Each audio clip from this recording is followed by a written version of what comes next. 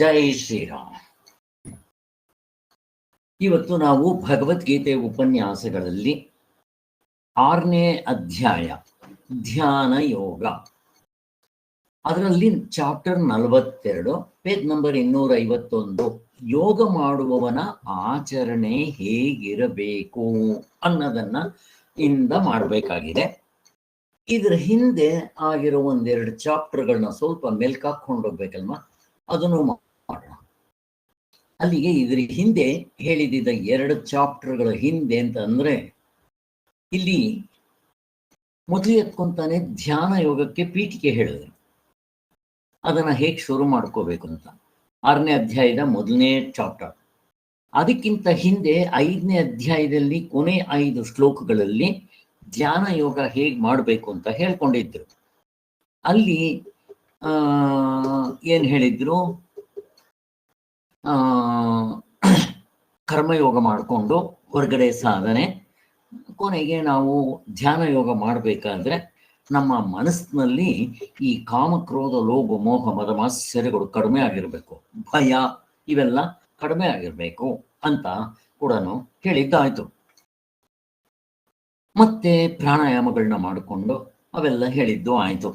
ಆಹಾರ ವಿಹಾರಗಳನ್ನ ಹೇಳಿದ್ದಾಯ್ತು, ಎಲ್ಲವೂ ಹೇಳಿದ್ದಾಯ್ತು. ಈಗ ಧ್ಯಾನ ಯೋಗದ ಒಳಭಾಗ ಅನ್ನೋದು ಇಲ್ಲೇ ಆಹಾರ ವಿಹಾರದ್ದು ಬರುತ್ತೆ. ಇಲ್ಲಿ ನೋಡೋಣ. ಇಲ್ಲಿ ಧ್ಯಾನ ಯೋಗ ಅಂತನ್ನೋದು ಎಲ್ರಿಗೂ ಆಗೋದಿಲ್ಲ, ಕಷ್ಟವಾದ್ದು, ಕೊನೆ ಹಂತದ ಸಾಧನೆ.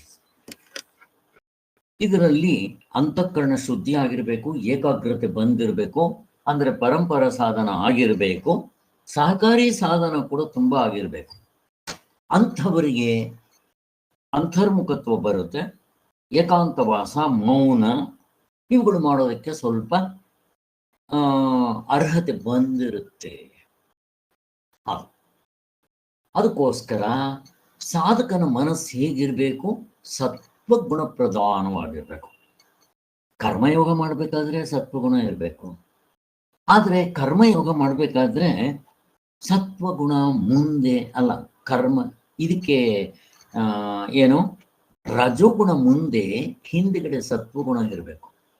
ಯಾಕೆ ಅಂತಂದ್ರೆ ನಾನು ಕೆಲಸಗಳು ಯಾವುದೇ ಮಾಡಬೇಕಾದ್ರೆ ಸ್ವಲ್ಪ ರಜೋಗುಣ ಸೇರಿರ್ಬೇಕು, ಆದ್ರೆ ಅದ್ರ ಹಿಂದೆಗಡೆ ಸತ್ವಗುಣ ಇರಬೇಕು.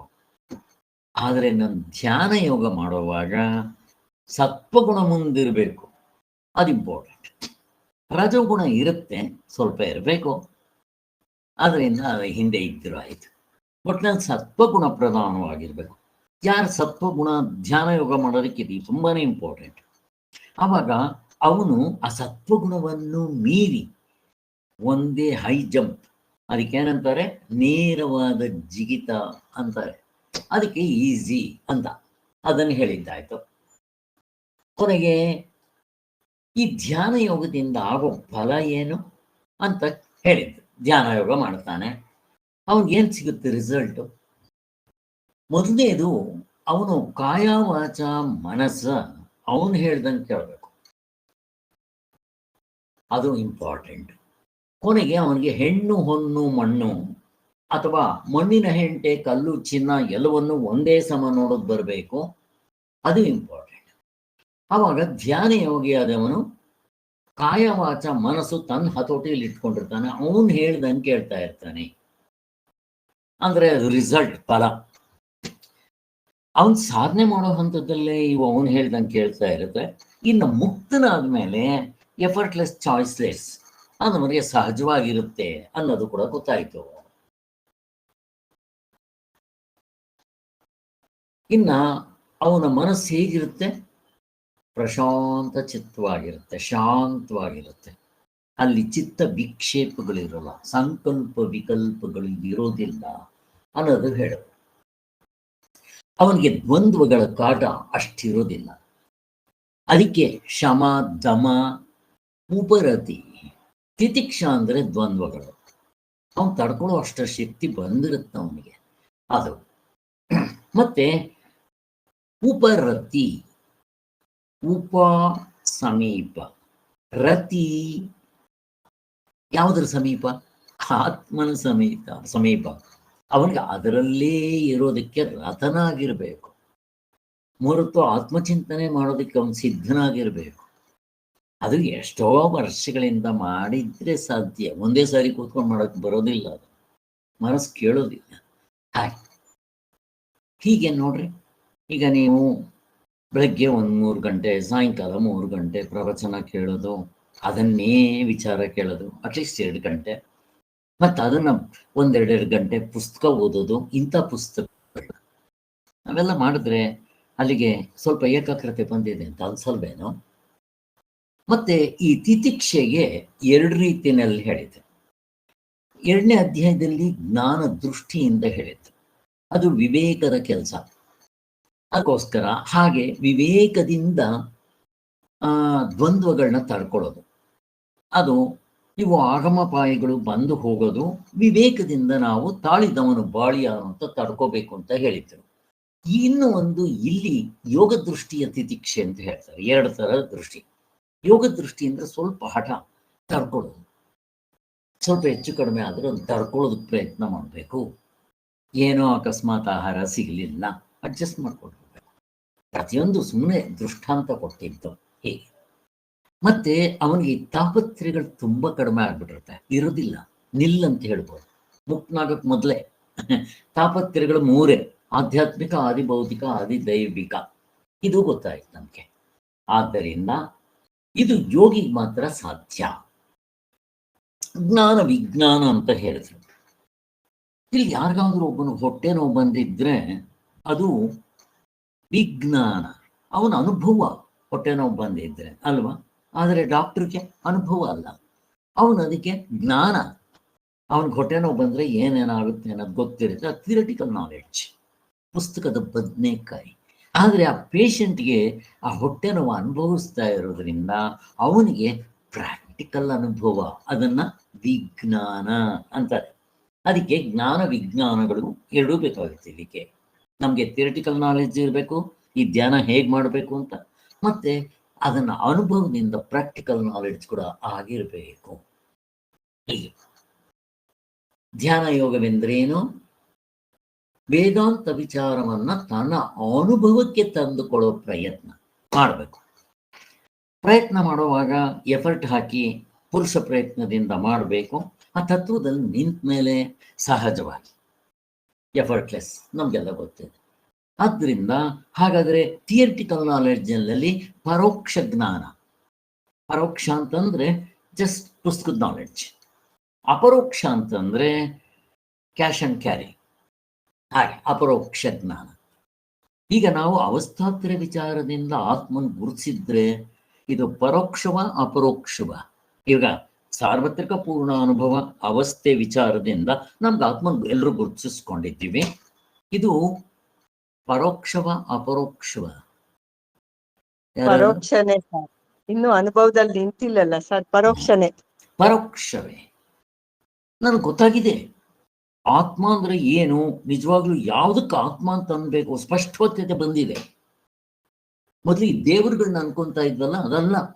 ಆ ಅನುಭವ, ನೇರಾದ ಅನುಭವ, ಅದು ಇನ್ಸ್ಟ್ರೂಮೆಂಟ್ ಇಂದ ನೋಡಿದ್ದಲ್ಲ, ಡೈರೆಕ್ಟ್ ಇಂಟ್ಯೂಷನ್. ಯಾವ ಇನ್ಸ್ಟ್ರೂಮೆಂಟ್ಸು ಉಪಯೋಗಿಸ್ಕೊಂಡ್ಲಿಲ್ಲ ಅದು, ಆದ್ರೂ ಪರೋಕ್ಷ.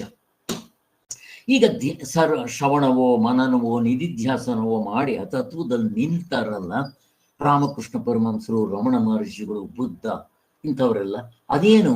ಅದು ಅಪರೋಕ್ಷ ಜ್ಞಾನ. ಇದು ಅನುಭವ.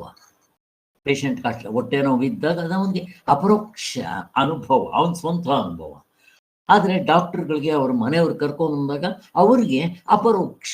ಸ್ವಲ್ಪ ಪರೋಕ್ಷ ಅಪರೋಕ್ಷ ಚೆನ್ನಾಗಿ ಅರ್ಥ ಮಾಡ್ಕೋಬೇಕು, ಕನ್ಫ್ಯೂಷನ್ ಇರುತ್ತೆ ಸ್ಟಾರ್ಟಿಂಗ್ನಲ್ಲಿ. ಹೀಗೆ ಆದರೆ ಈ ಪರೋಕ್ಷವ ಜ್ಞಾನ ಆಗದೆ ಎಷ್ಟು ಜನಕ್ಕಾಗಿರುತ್ತೆ? ಆಗಿರೋದಿಲ್ಲ. ಇನ್ನು ಅಪರೋಕ್ಷ ಜ್ಞಾನ ಆಗೋದು ತುಂಬಾ ಅಪರೂಪ. ಇಷ್ಟು ಗೊತ್ತಾಯಿತು. ಆದ್ದರಿಂದ ಆ ಪೂರ್ಣ ತೃಪ್ತಿಯಾಗುವುದೋ ಅವನನ್ನ ಯುಕ್ತನೋ, ಬೇಕಾದಷ್ಟು ಹೆಸರುಗಳಿಂದ ಕರೀತಾರೆ, ಗೊತ್ತಾಯಿತು. ಧ್ಯಾನ ಯೋಗದ ಪೂರ್ಣ ಫಲವನ್ನ ಪಡ್ಕೊಂಡಿರ್ತಾನೋ ಅವನು ಅಂತ, ಮುಕ್ತನಾಗಿರ್ತಾನೆ ಅಂತ. ಧ್ಯಾನ ಯೋಗಿಯ ಚಿತ್ತ ಹೇಗಿರುತ್ತೆ? ಅದೇ ಹೇಳಿದ್ವಲ್ಲ, ದ್ವಂದ್ವಗಳನ್ನ ಸಹಿಸ್ಕೊಳ್ಳೋದು, ಹೆಣ್ಣು ಹೊನ್ನು ಮಣ್ಣು ಮೂರರಲ್ಲೂ ಅವನಿಗೆ ಆಸೆ ಇಲ್ಲದೆ ಇರೋದು, ಇವೆಲ್ಲ ಇರುತ್ತೆ. ಇದಕ್ಕೆ ಒಂದು ದೃಷ್ಟಾಂತ ಕೊಟ್ಟಿದ್ರು, ಹೈವೇನಲ್ಲಿ ಹೋಗ್ತಾ ಇರೋ ಕಾರ್ ಆಗಲಿ ಬಸ್ ಆಗಲಿ ಏನು ಗೊತ್ತಾಗಲ್ಲ, ಜೈ ಅಂತ ಏರೋಪ್ಲೈನಲ್ಲಿ ಹೋದಂಗಿರುತ್ತೆ. ಹಂಗಿರ್ಬೇಕು ಧ್ಯಾನ ಯೋಗದಲ್ಲಿ ಕೂಡ.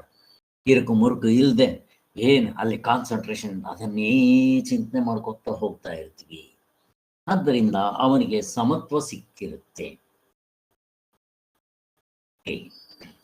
ನೆಕ್ಸ್ಟ್, ಅವನು ಹೇಗಿರ್ತಾನೆ? ಅವನಲ್ಲಿ ಮೋಸ ವಂಚನೆ ಕಪಟ ಇವಿರೋದಿಲ್ಲ. ಈಗ ಸುಮ್ಮನೆ ಒಂದು ದೃಷ್ಟಾಂತ ಕೊಡ್ತಾರೆ. ಇವಾಗ ಫಾರ್ ಎಕ್ಸಾಂಪಲ್ ಯಾರಿಗಾದ್ರೂ ಮೀಡಿಯೇಟರ್ ತನ ಮಾಡ್ತಾ ಇದ್ರೆ ಇಬ್ಬರಿಗೂ ಸಮನಾಗಿ ಮಾಡ್ಬೇಕು ನಾವು.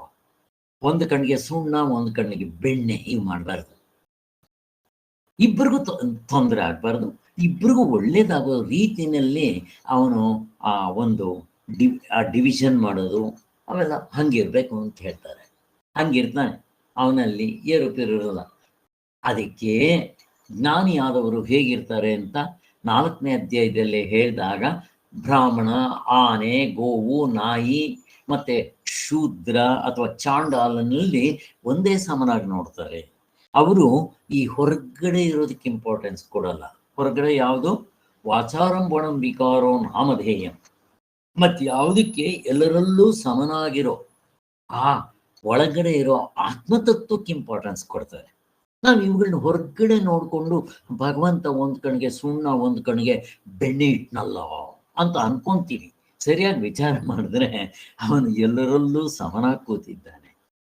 ಹೊರಗಡೆ ನಾವು ಮಾಡ್ಕೊಂಡಿರೋದು, ಇದು ನಾವೇ ತೊಳ್ಕೋಬೇಕು ಅನ್ನೋದು ನಮಗೆ ಗೊತ್ತು. ಹೀಗೆ ಆದ್ದರಿಂದ ಈ ಪರಮಾರ್ಥವಾದ ಬ್ರಹ್ಮ ಅಥವಾ ಆತ್ಮನನ್ನ ಎಲ್ಲರಲ್ಲಿಯೂ ಸಮನಾಗಿ ಕಾಣಬೇಕು ನಾವು. ಹೊರಗಡೆ ವಸ್ತುಗಳಿಂದ ವೈಷಮ್ಯ ಕಂಡ್ರೂ ಅದನ್ನೇ ವಾಚಾರಂಭ ಮಣಿಕಾರೋ ನಾಮಧೇಯಂ, ಒಳಗಡೆದು ಸಮದೃಷ್ಟಿಯಾಗಿರುತ್ತೆ ಅನ್ನೋದು ಗೊತ್ತಾಯ್ತು. ಆದ್ದರಿಂದ ಈ ಧ್ಯಾನ ಯೋಗ ಚಿತ್ತದ ಸ್ವಭಾವ ಹೇಗಿರುತ್ತೆ ಅಂತಂದ್ರೆ ಏಕಾಂತದಲ್ಲಿರ್ಬೇಕು ಅವನು. ಅಂದ್ರೆ ತನ್ನ ಜೊತೆಗೆ ಯಾರೊಬ್ಬರು ಇರಬಾರ್ದು. ಕಾಯವಾಚ ಮನಸ ಅವನು ಹೇಳ್ದಂಗೆ ಕೇಳ್ತಾ ಇರಬೇಕು. ಮನಸ್ಸು ಸಮಾಧಾನದಿಂದ ಇರಬೇಕು ಅಂತ ಹೇಳಿ ಅದನ್ನು ಎಕ್ಸ್ಪ್ಲೈನ್ ಮಾಡ್ತಾ ಇದ್ದಾರೆ. ಏಕಾಏಕಿಯಾಗಿ ಇರಬೇಕು ಮೊದಲನೇದು. ಅಂದ್ರೆ ಹೆಂಡತಿ ಜೊತೆಯಲ್ಲಿ, ಮಕ್ಕಳ ಜೊತೆಯಲ್ಲಿ ಇದ್ದು ಧ್ಯಾನ ಮಾಡೋಕೆ ಆಗೋದಿಲ್ಲ. ಏಕಾಂತವಾಸ, ಮೌನ ಇವುಗಳನ್ನೆಲ್ಲ ಮೊದಲೇ ಅಭ್ಯಾಸ ಮಾಡಿರ್ಬೇಕು. ಮೌನ ಮಾತು ನಿಲ್ಸಿರ್ಬೇಕು. ಯಥಚಿತ್ತಾತ್ಮನಾಗಿರ್ಬೇಕು. ಅಂದ್ರೆ ಕಾಯವಾಚ ಮನಸ್ಸ ತನ್ನ ಹಿಡಿತದಲ್ಲಿ ಇಟ್ಕೊಂಡಿರ್ಬೇಕು. ನಿರಾಶಿ ಅಪರಿಗ್ರಹ. ಇಲ್ಲಿ ಯಮನಿಯಮಗಳಲ್ಲಿ ಅಪರಿಗ್ರಹ ಅಂತ ಬರುತ್ತೆ. ಅಪರಿಗ್ರಹ ಅಂದ್ರೆ ದೇವರು ನಮ್ಗೆ ಏನು ಕೊಟ್ಟಿದ್ದಾನೋ ಅದರಲ್ಲಿ ತೃಪ್ತಿಯಿಂದ ಇರೋದು. ಕೆಲವ್ರಿಗೆ ಏನು ಕೊಟ್ಟರು ತೃಪ್ತಿ ಇರೋದಿಲ್ಲ. ಆದ ಭಗವಂತ ನನಗೆ ಕೈ ಕೊಟ್ಟ ಅಂತ ಹಿಂಗೆ ಬೈಕೊಂತ ಇರ್ತೀವಿ. ಅದಕ್ಕೆ ಭಗವಂತನ ಕೈವಾಡ ನಾನೇ ಮಾಡ್ಕೊಂಡಿರೋದಿದು. ಆದ್ದರಿಂದ ನಾನು ಅನುಭವಿಸ್ಬೇಕು. ಉಪ್ಪು ತಿಂದವನು ಯಾರು? ನಾನು. ಬಾಯಾರಿಕೆ ಆಗೋದು ಯಾರಿಗೆ? ನನಗೆ. ನೀರು ಯಾರು ಕುಡಿಬೇಕು? ನಾನೇ. ಹಾಗೆ ಈ ಅಪರಿಗ್ರಹ ಇವುಗಳನ್ನೆಲ್ಲ ಇವು. ಆದ್ದರಿಂದ ಯಾವ ಬಯಕೆಯೂ ಇಲ್ಲದೆ, ತಾನು ತನ್ನದು ಅನ್ನೋದು ಯಾವುದೂ ಇಲ್ಲದೆ, ಸರ್ವಸಂಗ ಪರಿತ್ಯಾಗಿಯಾಗಿ ಏಷಣಾತ್ರಯವನ್ನು ದೂರ ಮಾಡಿ. ಏಷಣಾತ್ರಯ ಅಂದರೆ ಲೋಕೈಷಣ, ವಿತ್ತೈಷಣೆ, ಪುತ್ರೈಷಣೆ, ಮೂರನ್ನು ದೂರ ಮಾಡಿರ್ಬೇಕು. ಹೆಣ್ಣು ಹೊನ್ನು ಮಣ್ಣು, ಸರಳವಾಗಿ ಹೇಳಬೇಕು ಅಂದರೆ ಎಲ್ಲ ಒಂದೇ. ಆದ್ದರಿಂದ ಇವೆಲ್ಲ ಹೇಳಿದರೆ ನೋಡಿದ್ರೆ ಈ ಸನ್ಯಾಸಿಗಳು ಶಂಕರಾಚಾರ್ಯರು ಸನ್ಯಾಸಿಗಳಾಗಿರೋದ್ರಿಂದ ಇದು ಸನ್ಯಾಸಿಗಳಿಗೋಸ್ಕರ ಹೇಳಿದ್ರು ಅಂತಾರೆ. ಹಾಗೇನಿಲ್ಲ. ನಾವು ಬ್ರಾಡ್ ಮೈಂಡಿಂದ ಯೋಚನೆ ಮಾಡಿದ್ರೆ ಅವ್ರಿಗೇನು ಆ ಥರ ಇಲ್ಲ. ಆದರೆ ಗೃಹಸ್ಥರು ಮಾಡೋಕ್ಕಾಗೋದಿಲ್ವಾ ಅಂತಂದ್ರೆ ಕಷ್ಟ ಇದೆ, ಮಾಡ್ಬೋದು. ಆದ್ದರಿಂದ ಮಾಡ್ಬೋದು, ಯಾಕೆ ಮಾಡೋಕ್ಕಾಗಲ್ಲ? ರಾಮಕೃಷ್ಣ ಪರಮಹಂಸರು ಮಾಡಲಿಲ್ವಾ? ಬ್ರಹ್ಮ ಚೈತನ್ಯರು ಮಾಡಲಿಲ್ವಾ? ಬ್ರಹ್ಮಾನಂದರು ಮಾಡಲಿಲ್ವಾ? ಬ್ರಹ್ಮಾನಂದರು ಮದುವೆ ಆಗಿರಲಿಲ್ಲ ಬಿಡ್ರಿ. ರಾಮದಾಸರು ಎಲ್ಲರೂ ಮದುವೆ ಆಗಿತ್ತು, ಮಾಡ್ಬೋದು. ಹಾಗೆ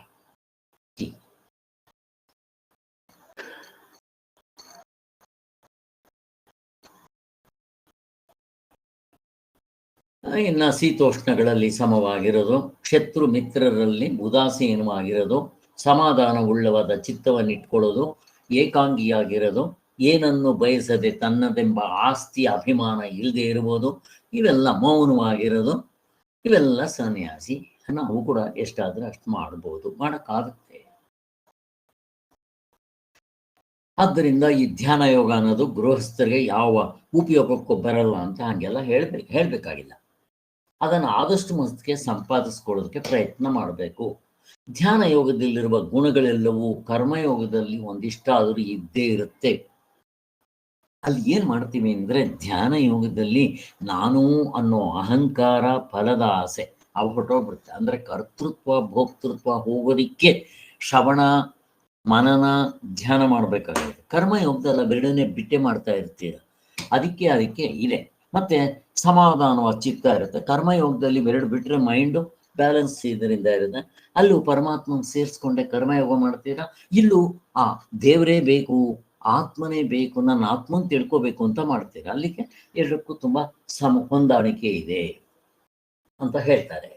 ಆದ್ದರಿಂದ ಕರ್ಮಯೋಗ ಹೊರಗಿನ ಸಾಧನೆ, ಆಮೇಲೆ ಶಮದಮಾದಿಗಳು ಒಳಗಿನ ಸಾಧನೆ ಅಂತ ಹೇಳಿದ್ದು ಗೊತ್ತು. ಆದ್ದರಿಂದ ಯೋಗಿಯಾದವನು ಎಲ್ಲರಲ್ಲೂ ಸಮಚಿತ್ತದಿಂದ ಇರ್ತಾನೆ. ವ್ಯವಹಾರದಲ್ಲೂ ಕೂಡ ಅವನು ವ್ಯವಹಾರ ಮಾಡುವಾಗಲೂ ತನ್ನ ಮನಸ್ಸನ್ನ ಹತೋಟಿಯಲ್ಲಿ ಇಟ್ಕೊಂಡು ಸಮತ್ವದಲ್ಲಿ ಇಟ್ಕೊಂಡು ಕೆಲಸ ಮಾಡಬೇಕು.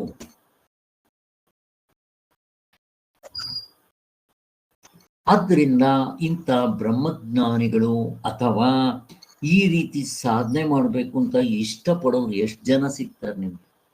ಆದ್ದರಿಂದ ಅವ್ರು ಎಲ್ಲಿರ್ತಾರೋ ಅಲ್ಲಿ ಮಳೆ ಬೆಳೆ ಸುಖ ಶಾಂತಿ ಸಮೃದ್ಧಿ ತಾಂಡವಾಡ್ತಾ ಇರುತ್ತೆ. ಅಂಥವರು ಎಲ್ಲೋ ಗುಹೆಯಲ್ಲಿ ದೂರದಲ್ಲಿದ್ರೂ ಕೂಡ ಅವರ ಮನಸ್ಸು ವೇವ್ಸ್ ಎಷ್ಟು ದೂರ ಬೇಕಾದರೂ ಹೋಗುತ್ತೆ. ಅದು ಮನುಷ್ಯರ ಮೇಲೆ ಪರಿಣಾಮ ಮಾಡುತ್ತೆ ಅಂತ ಹೇಳ್ತಾರೆ, ನಮಗೆ ಗೊತ್ತಾಗೋದಿಲ್ಲ. ಹೀಗೇನು ಬೇಕಾದರೂ ಆಗ್ಬೋದು. ಆದ್ದರಿಂದ ರಾಮಕೃಷ್ಣ ಪರಮಹಂಸರು ಹೇಳುವಾಗೆ ನಾವು ಕೂಡ ಇವನ್ನ ಪ್ರಯತ್ನ ಮಾಡಬಹುದು. 1 ವರ್ಷ ಮೌನ.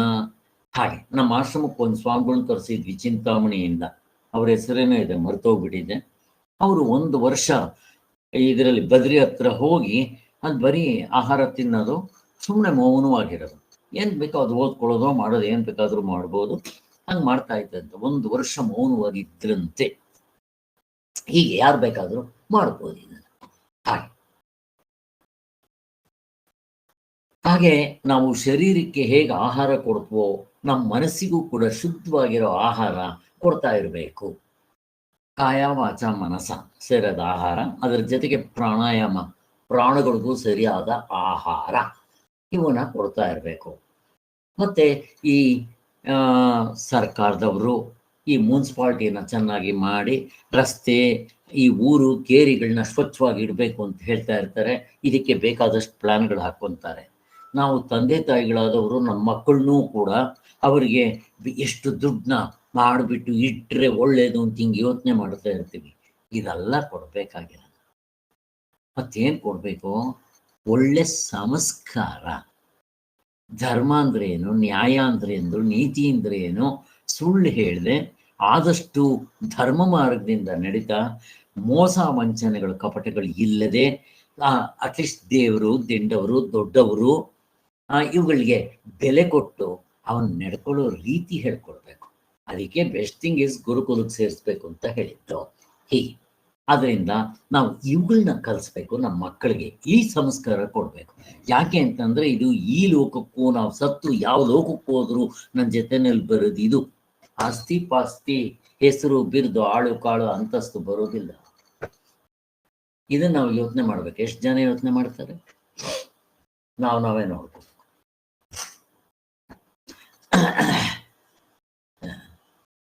ವಿದ್ಯಾಭ್ಯಾಸ ಅಂದ್ರೆ ಏನು? ಸುಮ್ಮನೆ ಏನೋ ದುಡ್ಡು ಮಾಡೋದನ್ನ, ರೋಟಿ ಕಪಡ ಮಕ್ಕನ ಹೇಳ್ಕೊಡೋದನ್ನ ವಿದ್ಯೆ ಅಂತ ಅನ್ನಲ್ಲ.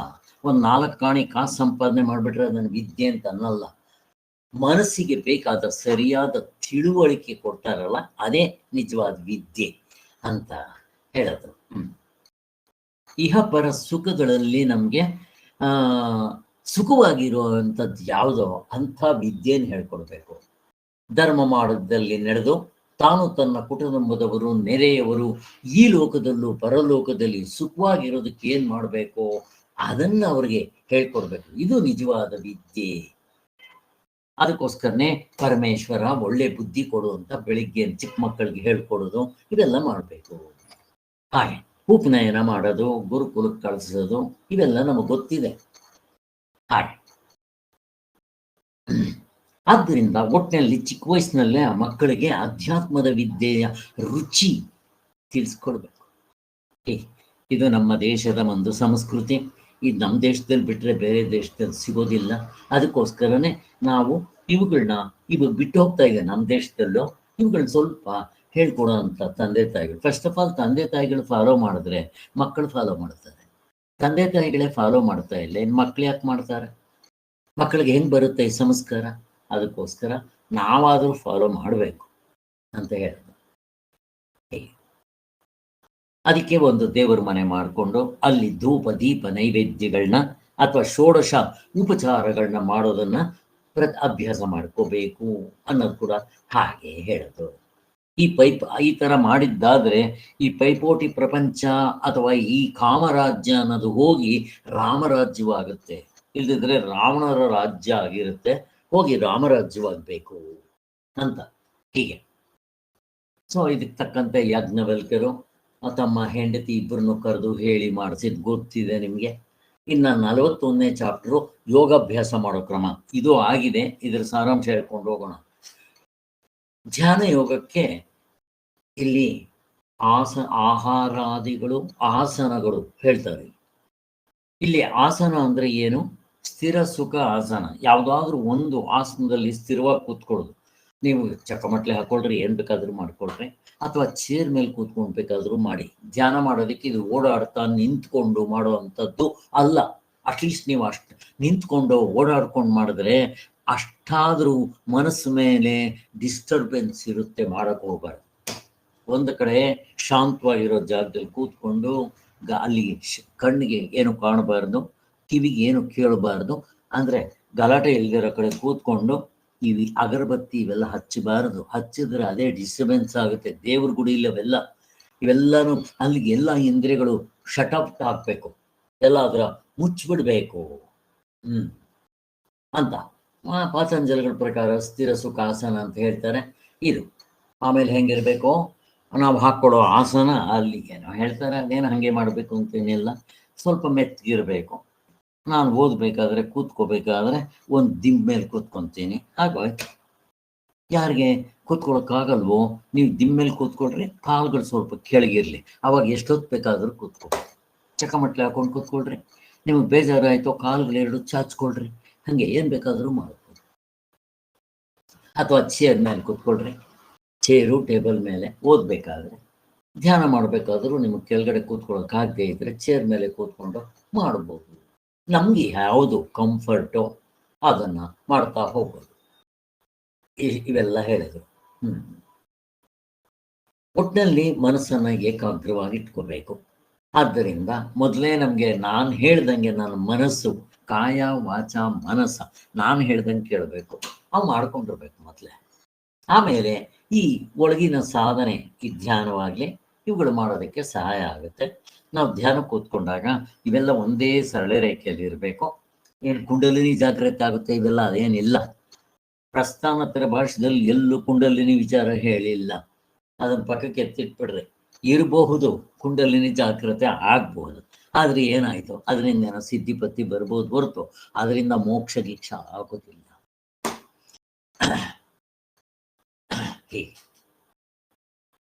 ಮನಸ್ಸಿನ ಸ್ವಾಧೀನಕ್ಕೆ ತಗೊಂಡು ರಾಗದ್ವೇಷಗಳು ಸ್ವಲ್ಪ ಇಲ್ದಂತೆ ಮಾಡ್ಕೋಬೇಕು. ಯೋಗ ವಿದ್ಯೆಯನ್ನು ನಮ್ಮ ಋಷಿಗಳು ಕಂಡು ಹಿಡಿದು ನಮ್ಗೆಲ್ಲ ತಿಳಿಸ್ಕೊಟ್ಟಿದ್ದಾರೆ ಅಂತ ಗೊತ್ತು. ಇಷ್ಟ ಆಯ್ತು. ಅಲ್ಲಿ ಶರೀರದ ಸ್ಥಿತಿ ಮನಸ್ಸಿನ ಏಕಾಗ್ರತೆಗೆ ಸಂಬಂಧವೇನು ಅಂತಂದ್ರೆ ಒಂದಕ್ಕೊಂದು ಇಂಟರ್ ಕನೆಕ್ಷನ್ ಇದ್ದೇ ಇರುತ್ತೆ ಇದು. ಹಾಗೆ ಸೊ ಕಣ್ಣಿನ ದೃಷ್ಟಿ ಹೇಗಿರುತ್ತೆ ಅಂದ್ರೆ ಜಿಂಕೆ ಮರಿ ಚಾಪಲ್ಲಿದಂತೆ ಇರುತ್ತೆ, ಅಲ್ಲಿ ಇಲ್ಲಿ ಹೋಗ್ತಾ ಇರುತ್ತೆ. ಅದಕ್ಕೆ ಕಣ್ಣು ಮುಚ್ಕೊಂಡ್ರೆ ಅಲ್ಲಿ ಎದುರುಗಡೆ ಏನಿದ್ರು ನಮ್ಗೆ ಕಾಣೋದಿಲ್ಲ. ಕಿವಿ ಪ್ರಶಾಂತವಾದ ಸ್ಥಳದಲ್ಲಿ ಕೂತ್ಕೋಬೇಕು. ಅಗರಬತ್ತಿ ಗಿಗರಬತ್ತಿ ಹಚ್ಚಬಾರದು, ಅಲ್ಲಿ ಊಟ ತಿಂಡಿ ಪದಾರ್ಥಗಳು ದೂರ ಇರಬೇಕು, ಅವೆಲ್ಲ ಮಾಮೂಲಿ ಗೊತ್ತಿದೆ ನನಗೆ. ಇನ್ನು ಸತ್ವಗುಣ ಪ್ರಧಾನವಾಗಿರಬೇಕು. ರಜಗುಣ ಜಾಸ್ತಿ ಇತ್ತು ಅಂದರೆ ಮನಸ್ಸಿನಲ್ಲಿ ಕುರುಕ್ಷೇತ್ರ ಶುರುವಾಗುತ್ತೆ, ತಮ ಗುಣ ಇತ್ತು ಅಂದರೆ ನಿದ್ದೆಗೆ ಹೋಗ್ತೀರಾ, ಹಾಗೆ ಇವೆಲ್ಲ ಗೊತ್ತಿದೆ.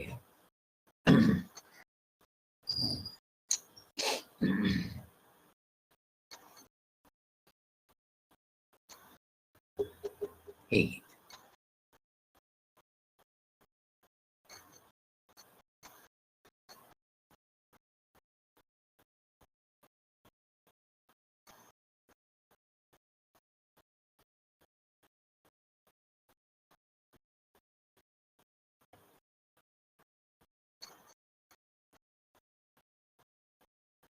ಈಗ ಧ್ಯಾನ ಯೋಗದ ಕ್ರಮವನ್ನ ಇವೆಲ್ಲ ಹಿಂದಿಂದೆ ಆಗಿರೋದು, ಅದ್ರ ಸಾರಾಂಶ ಹೇಳ್ತಾ ಇದ್ದೇನೆ. ಮನಸ್ಸಿನಲ್ಲಿ ಹೆಚ್ಚಿನ ಶಾಂತಿ ತಂದ್ಕೋಬೇಕು, ಯಾವ ಅಂಜಿಕೆ ಇರಬಾರ್ದು. ಇದನ್ನು 5ನೇ ಅಧ್ಯಾಯದಲ್ಲೇ ಹೇಳಿದ್ರು ಕೊನೆಯ ಶ್ಲೋಕಗಳಲ್ಲಿ. ಹಾಗೆ ಇದು ಹಾಗೆ ವೀತರಾಗ ಭಯ ಕ್ರೋಧಗಳು ಇಲ್ದಂಗೆ ಅಂತ ಅಲ್ಲೇ ಹೇಳಿದ್ದಾಯ್ತು. ಇನ್ನ ಮನಸ್ಸಿನಲ್ಲಿ ಯಾರಿಗೆ ಈ ತರ ಶಾಂತಿ ಬಂದಿರೋದೋ, ಯಾರಿಗೆ ಹೊರಗೆ ಏಕದಿಂದಲೂ ಅಂಜಿಕೆ ಇರೋದಿಲ್ವೋ ಅಂಥವ್ರಿಗೆ ಧ್ಯಾನ ಯೋಗ ಸುಲಭ. ಅದಕ್ಕೆ ಹಿಂದಿನ ಕಾಲದಲ್ಲಿ ಋಷಿಗಳ ಆಶ್ರಮದಲ್ಲಿ ಎಲ್ಲವೂ commensalism, eating on the same table, ಒಂದೇ ಕೆರೆಯಲ್ಲಿ ನೀರು ಕುಡ್ಕೊಂಡು ಅಲ್ಲಿ ಯಾರಿಗೂ ದ್ವೇಷ ಇಲ್ಲದೆ ಸುಖ ಶಾಂತಿಯಿಂದ ಬಾಳ್ತಾ ಇದ್ದಿದ್ದು ದೃಷ್ಟಾಂತಗಳು ಬೇಕಾದಷ್ಟಿದೆ. ಹಾಗೆ ಅವನು ಏಕಾಂತದಲ್ಲಿ ಇರಬೇಕು ಅಂದರೆ ಹೆಂಡತಿ ಮಕ್ಕಳ ಜೊತೆನಲ್ಲಿ ಹೋಗಿ ಧ್ಯಾನ ಮಾಡಬೇಕು ಅಂತ ಅಲ್ಲ, ಮಾಡಬಾರ್ದು, ಅದೇ ಡಿಸ್ಟರ್ಬೆನ್ಸ್ ಆಗುತ್ತೆ. ಮತ್ತೆ ಧ್ಯಾನ ಯೋಗ ಮಾಡುವಾಗ ಗುರುಗಳ ಜೊತೆಯಲ್ಲಿ ಇರಬಾರ್ದಂತೆ, ಭಗವತ್ಪಾದರು ಹೇಳ್ತಾ ಇದ್ರು. ಇಲ್ದಿದ್ರೆ ಅಲ್ಲಿ ಗುರು ಶುಶ್ರೂಷೆ ಮಾಡೋದು, ಅವ್ರ ಕಾಲಿಸ್ಕೋದು, ಅದೇ ನಿಮಗೆ ಡಿಸ್ಟರ್ಬೆನ್ಸ್ ಆಗುತ್ತೆ.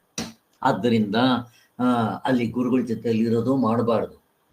ಅಲ್ಲಿ ಏನೋ ಭಿಕ್ಷೆ ಬೇಕಾದರೆ ಸ್ವಲ್ಪ ಭಿಕ್ಷೆ ಎತ್ಕೊಂಡ್ಬರ್ಬೇಕು, ಇಲ್ಲ ಅದು ಕೂಡ ಎಲ್ಲೋ ಒಂದ್ ಕಡೆ ಸಿಕ್ಕಿದ್ರೆ ಅದನ್ನೇ ಮಾಡ್ಕೊಂಡು ಇರಬೇಕು. ಹಾಗೆ ಇನ್ನ ಮಚ್ಚಿತ್ತ ಮತ್ಪರಹ. ಮಚ್ಚಿತ್ತ ಹಾಗಂದ್ರೆ ಏನು? ಇಲ್ಲಿ ಚಿತ್ತ ಅಂದ್ರೆ ಅಂತಃಕರಣ, ಅದು ಹೇಗಿರ್ಬೇಕು? ಅದರಲ್ಲಿ ಸಮಾಧಾನವಾಗಿರುವಂಥ ಚಿತ್ತನೇ ಮಚ್ಚಿತ್ತ. ಚಿತ್ತವೃತ್ತಿಗಳು ಇರಬಾರ್ದು, ಅವೆಲ್ಲ ಬಿಟ್ಟಿರ್ಬೇಕು ಅಂತ, ಅದನ್ನೇ ಮಚ್ಚಿತ್ತ ಅಂತ ಕರೀತಾರೆ. ಇನ್ನು ಮತ್ಪರಹ, ಆ ಸಂಸ್ಕಾರಗಳು ಹಿಂದೆ ಇರುತ್ತಲ್ಲ ಅವು ಕೂಡ ಕಂಟ್ರೋಲ್ ಬಂದಿರೋಂಗೆ ಮಾಡ್ಕೋಬೇಕು. ಮಚ್ಚಿತ್ತ ಮತ್ಪರಹನಾಗಿ ಅದು ಗೆದ್ಕೊಂಡಿರ್ಬೇಕು ಅಂತ ಹೇಳ್ತಾರೆ.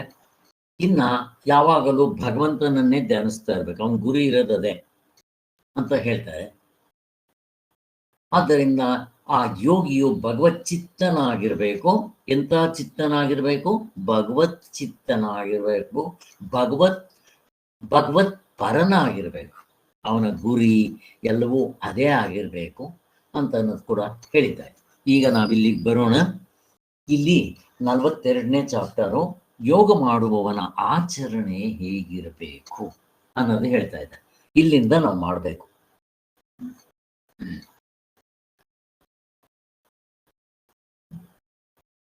ಇವಾಗ ನಿಮ್ಗೆ ಇಷ್ಟು ಅದರ ಸಾರಾಂಶ ಹೇಳಿದ್ದಾಗೋಯ್ತು. 5ನೇ ಅಧ್ಯಾಯದ ಕೊನೆಯಲ್ಲಿ ಹೇಳಿರೋ 5 ಶ್ಲೋಕಗಳು ಮತ್ತೆ ಇಲ್ಲಿವರೆಗೂ ಏನು ಹೇಳಿದ್ವು ಅವೆಲ್ಲ ಆಗೋಯ್ತು. ಇಲ್ಲಿ ಯೋಗ ದರ್ಶನದಲ್ಲಿ ಹೇಳಿರುವ ಚಿತ್ತವೃತ್ತಿ ನಿರೋಧ ರೂಪವಾದ ಯೋಗಕ್ಕೂ ಇಲ್ಲಿ ಹೇಳೋ ಯೋಗಕ್ಕೂ, ಆದರೆ ಧ್ಯಾನಕ್ಕೂ ತುಂಬಾ ವ್ಯತ್ಯಾಸ ಇದೆ. ಇದು ನಿಮ್ಗೆಲ್ರಿಗೂ ಗೊತ್ತಿದೆ. ಅದನ್ನ ಹಿಂದೆನೆ ನಾವು ಯಾವುದರಲ್ಲಿ ಗೌಡಪಾದ ಕಾರಿಕೆಯಲ್ಲೇ ಹೃದಯದಲ್ಲೇ ನೋಡಿದ್ದಾಯಿತು. ಗೊತ್ತಿದ್ದಿದ್ರೆ ಕೇಳಿ. ಆದರೆ ಈ ಚಿತ್ತವೃತ್ತಿ ನಿರೋಧದಲ್ಲಿ ಇಲ್ಲೂ ಅಷ್ಟೇ ಕುಂಡಲಿನಿ ಜಾಗೃತಿ ಇಲ್ಲ. ಅಲ್ಲಿ ಸಿದ್ಧಿ ಪದ್ಧಿ ಬರ್ಬೋದು, ಬರದೇ ಇರಬಹುದು. ಇದೆಲ್ಲ ಮುಖ್ಯ, ಸಿದ್ಧಿ ಬರೋದು ಮುಖ್ಯ ಅಲ್ಲ. ಆದ್ದರಿಂದ ಎಷ್ಟೋ ಜನ ಸಿದ್ಧಿಗೋಸ್ಕರ ಓಡಾಡ್ತಾ ಇರ್ತಾರೆ, ಸಿದ್ಧಿಗೋಸ್ಕರ ಧ್ಯಾನಾದಿಗಳು ಮಾಡ್ತಾರೆ, ಅವ್ರಿಗೆ ದೇವರು ಸಿಗೋದಿಲ್ಲ, ಉಪಯೋಗನೇ ಇಲ್ಲ. ಸಿದ್ಧಿಗಳು ಮನಸ್ಸಿಗೆ ಸಂಬಂಧಪಟ್ಟಿರೋದು. ಮತ್ತು ಈ ಮನಸ್ಸು, ಆ ಸಿದ್ಧಿಗಳು ಕೂಡ ತಮ್ಮ ಶಕ್ತಿ ಕಳ್ಕೊಳ್ತಾ ಬರುತ್ತೆ. ಅದಕ್ಕೆ ಸಾಧನೆ ಮಾಡ್ತಾ ಇರಬೇಕು. ಹೇಗೆ ನೀವು ಹಣ ಇಟ್ಕೊಂಡು ಖರ್ಚು ಮಾಡ್ತಾ ಇದ್ರೆ ಆಗೋಗ್ಬಿಟ್ಟು ಅದನ್ನು ಸಂಪಾದನೆ ಮಾಡ್ತಾ ಇರಬೇಕು, ಹಾಗೆ ಈ ಸಿದ್ಧಿಗಳನ್ನು ಹಾಗೆ ಉಳ್ಕೊಳ್ಳೋದಿಕ್ಕೆ ಅದಕ್ಕೆ ಮತ್ತೆ ಕೆಲವು ಸಾಧನೆಗಳನ್ನ ಮಾಡ್ತಾ ಇರಬೇಕು. ಬೇಕಾ ಇದು? ಅಷ್ಟ ಸಿದ್ಧಿಗಳಿರ್ಬೋದು, ಕಟ್ಕೊಂಡು ಏನಾಗಬೇಕು? ಅದಕ್ಕೋಸ್ಕರ ಇವುಗಳಿಗೆ ಮರಳು ಹೋಗ್ಬಾರ್ದು. ಹೋದ್ರೆ ನೀವು ದೇವ್ರ ಕಡೆ ಹೋಗೋದು ಬಿಟ್ಟು ಅಡ್ಡದಾರಿಗೆ ಕರ್ಕೊಂಡು ಹೋಗುತ್ತೆ. ಅಲ್ಲಿ ನಮಗೆ ಪೂಜೆ ಪುನಸ್ಕಾರಗಳು, ನನ್ನ ಕಾಲಿಗೆ ನಮಸ್ಕಾರ ಮಾಡಲಿ ಅಂತ ನಾನೇ ದೊಡ್ಡವನು ಅನ್ನೋ ಅಹಂಕಾರ ಬೆಳೆಯಕ್ಕೆ ಶುರುವಾಗ್ಬಿಡುತ್ತೆ. ಈ ಸಿದ್ಧಿಗಳ ತಂಟೆಗೆ ನಾವು ಹೋಗಬಾರ್ದು ಅಂತ. ಆದ್ದರಿಂದ ಗೀತೆಯಲ್ಲಿ ಹೇಳಿರೋ ಯೋಗವೇ ಬೇರೆ. ಹಾಗೆ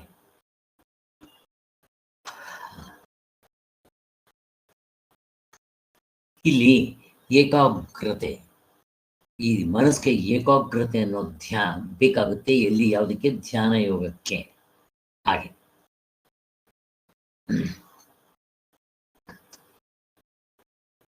ಇಲ್ಲಿ ಅವನಿಗೆ ವಿಜ್ಞಾನದಿಂದ ಮುಕ್ತನಾದರೆ ಅವನು ಮುಕ್ತನು ಅಂತ ಹೆಸರು ಹೇಳ್ತಾರೆ ಅಂತ.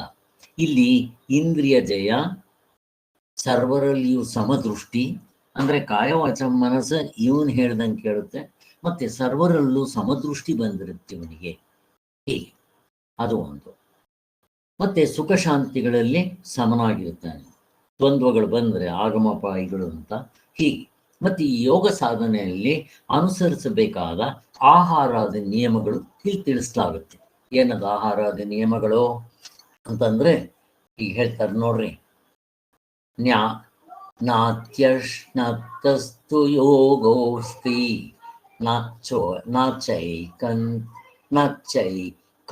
ನೈಕಾಂತಮನಶ್ನತಃ ನ ಚಾತಿ ಸ್ವಪ್ನಶೀಲಸ್ಯ ಜಾಗ್ರತೋ ನೈವಾರ್ಜುನ ಯುಕ್ತ ಆಹಾರ ವಿಹಾರಸ್ಯ ಯುಕ್ತ ಚೇಷ್ಟಸ್ಯ ಕರ್ಮಸು ಯುಕ್ತ ಸ್ವಪ್ನಾವಬೋಧಸ್ಯ ಯೋಗೋ ಭವತಿ ದುಃಖಃ.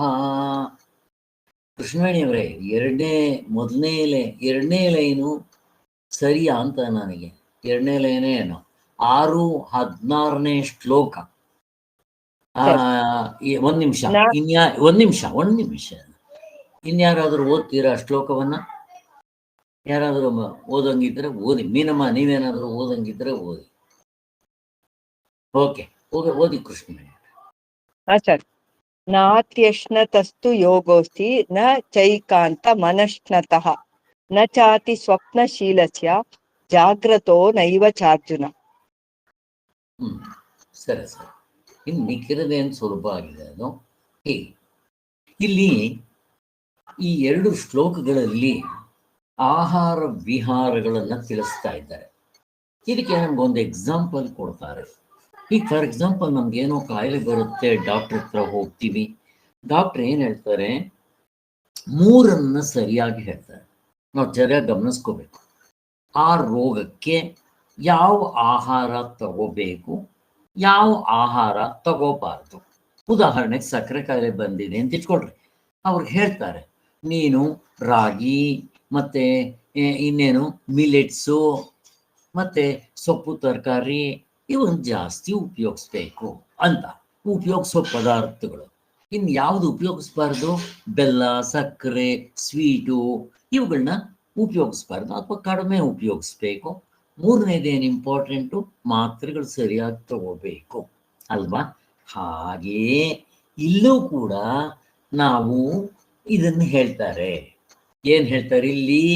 ಯೋಗಕ್ಕೆ ಈ ಒಂದು ಎಕ್ಸಾಂಪಲ್ ಕೊಟ್ಟು ಹೇಳ್ತಾ ಇದ್ದಾರೆ. ಅಲ್ಲಿ ವಿಷಯಗಳನ್ನ ದೂರ ಮಾಡಬೇಕು. ಅದು ನಾವು ಯಾವ ವಿಷಯಗಳನ್ನ ದೂರ ಮಾಡಬೇಕು? ಈ ವ್ಯವಹಾರದ ವಿಷಯಗಳನ್ನ ದೂರ ಮಾಡಬೇಕು. ಆತ್ಮನ ವಿಚಾರಗಳನ್ನ ಇಲ್ಲಿ ಧ್ಯಾನ ಯೋಗ ಹೇಳಿರೋದ್ರಿಂದ ಇನ್ನು ಶ್ರವಣ ಮನನ ಎಲ್ಲ ಪಕ್ಕಕ್ಕೆ ಎತ್ತಿಡಬೇಕು. ಏನೇನೂ ಮಾಡದೆ ಸುಮ್ಮನೆ ಇರಬೇಕು. ಅದು ತುಂಬಾ ಕಷ್ಟ. ಇದು ಇನ್ನೂ ನೀವು ಮನನದಲ್ಲಿ ಈ ತರ ಪುಸ್ತಕ ಇಟ್ಕೊಂಡು ಮನನ ಮಾಡಬಹುದು, ಬಟ್ ಸುಲಭ. ಬಟ್ ಆ ತತ್ವದಲ್ಲಿ ನಿಲ್ಬೇಕಲ್ಲ ನಾವು. ಹಾಗೆ ಅದು ಮಧ್ಯಮಾಧಿಕಾರಿಗೆ. ಆದ್ದರಿಂದಲೇ ಧ್ಯಾನ ಯೋಗ ಅಧಮಾಧಿಕಾರಿಗೆ ಹೇಳೋದು. ಇರ್ಲಿ ಅಲ್ಲಿ ಒಂದು. ಹಾಗೆ ಇನ್ನೇನ್ ಮಾಡಬೇಕು? ಈ ವಿಷಯಗಳಿಗೆ ನನಗೆ ಬೇಕು, ನನಗೆ ಬೇಕು, ನನಗೆ ಬೇಕೇ ಬೇಕು ಅಂತ ಹಠ ಹಿಡಿಬಾರ್ದು. ಈ ಒಂದು ನಾವು ಈ ಸಾಧನೆ ಮಾಡುವಾಗ ನನಗೆ ಇಂಥದ್ದೇ ಬೇಕು, ಹೀಗೆ ಆಗಬೇಕು, ಅವೆಲ್ಲ ಬಿಟ್ಬಿಡ್ಬೇಕು. Adjusting nature, simplicity is next to the godliness, cleanliness is next to the godliness. ಹಾಗೆ ಸಿಂಪ್ಲಿಸಿಟಿ, ನಿಮ್ಮ ಹತ್ರ ಎಷ್ಟು ಕಡಿಮೆ ಇದ್ದರೆ ಅಷ್ಟು ಸುಲಭ. ನಿಮ್ಮ ಈ ವೇವ್ಸ್ ಇರುತ್ತಲ್ಲ, ಮನುಷ್ಯನ ಮನಸ್ಸಿನ ಈ ಜಾಸ್ತಿ ಆಗುತ್ತೆ. ನಿಮ್ಮ ಹತ್ರ ವಸ್ತುಗಳಿದ್ದರೆ ಅವನ್ನ ನೋಡ್ಕೋಬೇಕು, ಕಾಪಾಡಬೇಕು, ಶುದ್ಧವಾಗಿ ಇಟ್ಕೋಬೇಕು, ಎಲ್ಲ ಪ್ರಾಗ. ನಿಮ್ಮ ಹತ್ರ ಕಡಿಮೆ ಇದೆ ಅಂತ ಇಟ್ಕೊಳ್ರೆ ಏನು ಮಾಡ್ಬೇಕು? ಅದು ಆದಷ್ಟು ಸಿಂಪ್ಲಿಸಿಟಿ, ಇವೆಲ್ಲ ಹೀಗೆ. ಸೊ ನಮಗೂ ಅಷ್ಟೇ ಬಟ್ಟೆಗಳೆಲ್ಲ ಕಡಿಮೆ ಇರಬೇಕು ಅಂತ ಹಿಂದೆ ಸ್ವಾಮಿಗಳ ಎಕ್ಸ್ಪೀರಿಯನ್ಸ್ ಕೂಡ ಹೇಳಿದ್ರು. ಹೀಗೆ ಮತ್ತೆ ನಮಗೆ ಪರಮಾತ್ಮನು ಏನು ಕೊಡ್ತಾನೋ ಅದ್ರ ತೃಪ್ತಿಯಿಂದ ಬರಬೇಕು. ಇದನ್ನೇ ಹೇಳಿದ್ದು ಅಪರಿಗ್ರಹ. ನನಗೆ ಏನು ಕೊಟ್ಟಿದ್ದಾನೋ ಅದರಲ್ಲಿ ಸಂತೋಷವಾಗಿರ್ಬೇಕು, ಅಪರಿಗ್ರಹ. ಆದ್ದರಿಂದ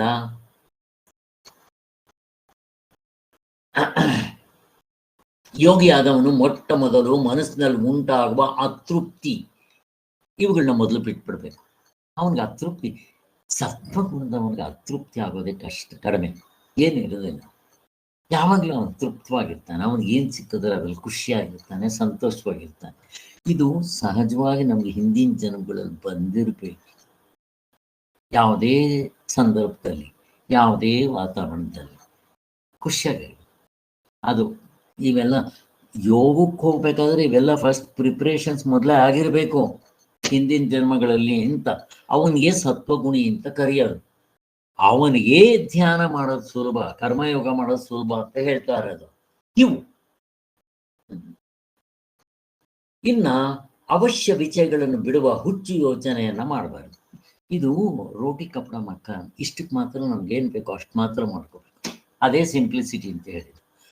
ಅಷ್ಟು ಬಿಟ್ಟು ಅದು ಇದು ತಲೆ ಮೇಲೆಲ್ಲ ಇಟ್ಕೊಂಡು ಮೂರೊತ್ತು ಅವೆಲ್ಲ ಡಿಸ್ಟರ್ಬೆನ್ಸ್. ಹಾಗೆ ಮುಂದಕ್ಕೆ ಹೇಳ್ತಾರೆ ಅದನ್ನು ಕೆಲವು. ಇನ್ನು ಸ್ಥೂಲವಾದ ಅನ್ನ ವಿಚಾರವನ್ನು ಮೊದಲು ತೆಗೆದುಕೊಂಡ್ರೆ ಇಷ್ಟೇ ಪರಿಮಾಣದ ಅನ್ನವನ್ನು ತಿನ್ನಬೇಕು ನಿಯಮ ಸ್ಮೃತಿಯಲ್ಲಿ ಇದೆ ಅಂತಾರೆ. ಆಹಾರ ಹೇಗೆ ತಿನ್ನಬೇಕು ಅವನ್ನೆಲ್ಲ ಹಿಂದೆ ಹೇಳಿದ್ನೋ ನನಗೆ ಗೊತ್ತಿಲ್ಲ, ಆದರೆ ನಾವು ಭಾಷ್ಯದಲ್ಲಿ ಹೇಳುವಾಗ ಇವೆಲ್ಲ ಹೇಳ್ತಾರೆ. 4 ಭಾಗ ಮಾಡ್ಕೋಬೇಕು, ಮತ್ತು ಸಾತ್ವಿಕವಾದ ಆಹಾರವನ್ನು ತಗೋಬೇಕು, ಆಮೇಲೆ ಆದಷ್ಟು ಕಡಿಮೆ ತಿನ್ನಬೇಕು, 9 ತುಂಡವನು 2 ತುಂಡವನು ಇವೆಲ್ಲ ಗೊತ್ತಿದೆ. ಹಾಗೆ ಮತ್ತೆ ಅರ್ಧ ಹೊಟ್ಟೆ ತುಂಬ್ಕೋಬೇಕು, ಇವೆಲ್ಲ ಹೇಳಿದ್ವಿ ನಾವು ಅನ್ಕೊತೀನಿ. ಇವುಗಳನ್ನ ಸ್ವಲ್ಪ ಮನಸ್ಸಿನಲ್ಲಿ ಚಿಂತನೆ ಮಾಡ್ರಿ. ಹಾಗೆ ನೀವು ದಿನಕ್ಕೆ ಎಷ್ಟು ಕಡಿಮೆ ಆಹಾರ ತಿಂತೀರೋ ಅಷ್ಟು ಲವಲವಿಕೆಯಿಂದ ಇರ್ತೀರಾ ಅಂತ. ತುಂಬ ಜಾಸ್ತಿ ಆಹಾರ ತಿಂದರೆ ತಮೋ ಗುಣಕ್ಕೆ ತಗೊಂಡೋಗುತ್ತೆ. ನೀವು ಧ್ಯಾನ ಕೂತ್ಕೊಂಡ್ರೆ ನಿದ್ದೆಗೆಳ್ಕೊಂಡೋಗುತ್ತೆ. ಹುಷಾರಾಗಿರ್ಬೇಕು. ಆದ್ದರಿಂದ ಈ ಸನ್ಯಾಸಿ ಆದವನು ಏನು ಮಾಡಬೇಕು, ಭಿಕ್ಷೆ ಎತ್ಕೊಂಡು ತಿನ್ಬೇಕು. ಅದನ್ನೇ ಹೇಳ್ತಾ ಇದ್ದಾರೆ. 7 ಮನೆಗಿಂತ ಜಾಸ್ತಿ ಎತ್ತಬಾರ್ದು. ಮತ್ತು ಯಾವಾಗ ಹೋಗ್ಬೇಕು ಇವನು ಗೊತ್ತಿಲ್ಲ. ಇವನು ಮೊದಲೇ ಸಾರಿ ಸನ್ಯಾಸಿ. ಅವನು ಬೆಳಗ್ಗೆ ಬೆಡ್ ಕಾಫಿ ಕುಡಿದು ರೂಢಿ ಸನ್ಯಾಸ ದೀಕ್ಷೆ ತಗೊಂಡಿದ್ದ. ಬೆಳಗ್ಗೆ 9 ಗಂಟೆಗೆ ಮನೆಗೆ ಭಿಕ್ಷಾಂದೇಹಿ ಅಂತ ಹೋದ. ಬೈದು ಕಳ್ಸಿದ್ರು ಅವನೇ, ನಾವೇ ಇನ್ನು ಅಡುಗೆ ಮಾಡ್ಕೊಂಡಿಲ್ಲ, ತಿಂದಿಲ್ಲ, ಬಂದ್ಬಿಟ್ಟೆ ಇವನು ಅಂತ. ಮತ್ತೆ ಯಾವಾಗ ಹೋಗ್ಬೇಕು ಇವನು? 12 ಗಂಟೆ ಮೇಲೆ ನೋಡಬೇಕು ಚಿಮಣಿ. ಅವ್ರ ಮನೆಯಲ್ಲಿ ಹೊಗೆ ಆಡದೆ ಇದ್ದರೆ ಓಹೋ ಇವರೆಲ್ಲ ಊಟ ಮಾಡಿ ಎಲ್ಲ ಒಲೆ ಆಫ್ ಆರಿಸಿದ್ದಾರೆ, ಈಗ ನಾನು ಹೋಗ್ಬೋದು, ಏನಾದರೂ ಮಿಕ್ಕಿದ್ರೆ ಕೊಡ್ಲಿ ಅಂತ. ಇವನಿಗೆ ಫ್ರೆಶ್ ಆಗಿ ಆವಾಗ ಮಾಡಿ ಬಡಿಸ್ಬಿಡ್ತಾರೆ. ಇವನಿಗೆ ಏನು ಮಿಕ್ಕಿರುತ್ತೋ ನಿನ್ನೆದು ಏನಿದ್ರೆ ಅದು ಕೊಡ್ತಾರೆ. ಅದನ್ನೇ ತೃಪ್ತಿಯಿಂದ ತಿನ್ಬೇಕು. ಇವನು ಬರೀ ಹಂಗೆ ತಿನ್ನೋದಲ್ಲ, ಅಲ್ಲಿ ಪಕ್ಷಿಗಳಿಗೋ ಪ್ರಾಣಿಗಳಿಗೆ ಸ್ವಲ್ಪ ಕೊಟ್ಟು ಆಮೇಲೆ ತಿನ್ಬೇಕು. ಅದನ್ನು ಕೂಡ ಇವರು ಯಾರು ಶ್ರೀಧರ್ ಸ್ವಾಮಿಗಳು ಹೇಗೆ ಮಾಡ್ತಾ ಇದ್ರು ಅಂತ ಕೂಡ ಹೇಳಿದ್ದೆ, ನೆನ್ಸ್ಕೊಟ್ರೆ ಅದನ್ನೆಲ್ಲ ಹೀಗೆ. ಮತ್ತೆ ಈ ಪ್ರಾಣಾಯಾಮಗಳನ್ನ ಮಾಡ್ಕೋಬೇಕು, ಇವೆಲ್ಲ ಗೊತ್ತಿದೆ ನಮಗೆ. ಪ್ರಾಣಾಯಾಮ ಮಾಡೋದ್ರಿಂದ ನಮಗೆ ಮನಸ್ಸು ಸ್ವಲ್ಪ ಸ್ಥಿರತೆಗೆ ಬರುತ್ತೆ. ಆಹಾರ ವಿಹಾರಗಳು, ಪ್ರಾಣಾಯಾಮ ಇವುಗಳೆಲ್ಲ. ಆಹಾರವು ಸಾತ್ವಿಕವಾಗಿರಬೇಕು, ಹಿತಮಿತವಾಗಿರಬೇಕು, ನಮ್ಮ ದೇಹಕ್ಕೆ ಶಕ್ತಿ ಪುಷ್ಟಿ ಕೊಡುವಂಥ ಆಹಾರ ಆಗಿರಬೇಕು.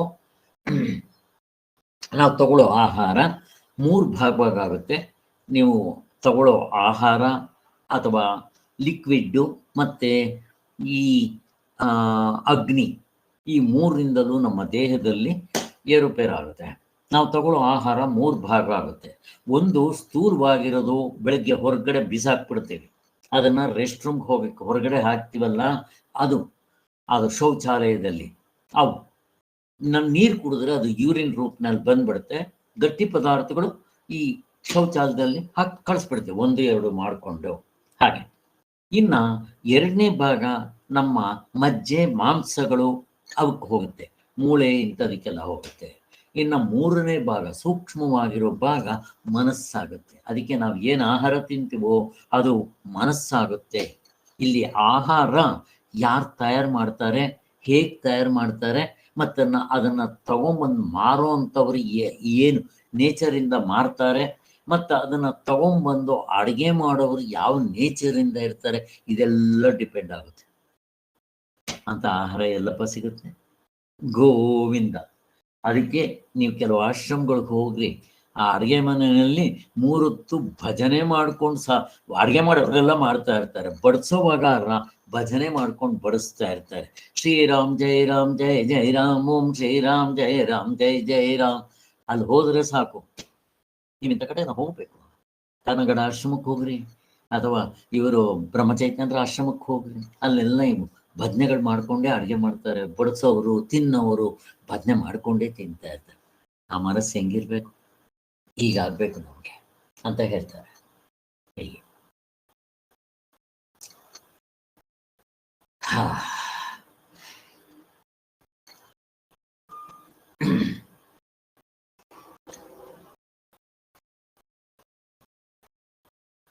ಆದ್ದರಿಂದ ನಾವು ತಗೊಳ್ಳೋ ಅಂಥ ಆಹಾರದಿಂದ ರಕ್ತ ವೃದ್ಧಿ, ಬುದ್ಧಿ ಚುರುಕಾಗೋದು, ಇವೆಲ್ಲ ಇದು ಗೊತ್ತಿದೆ ನಮಗೆ.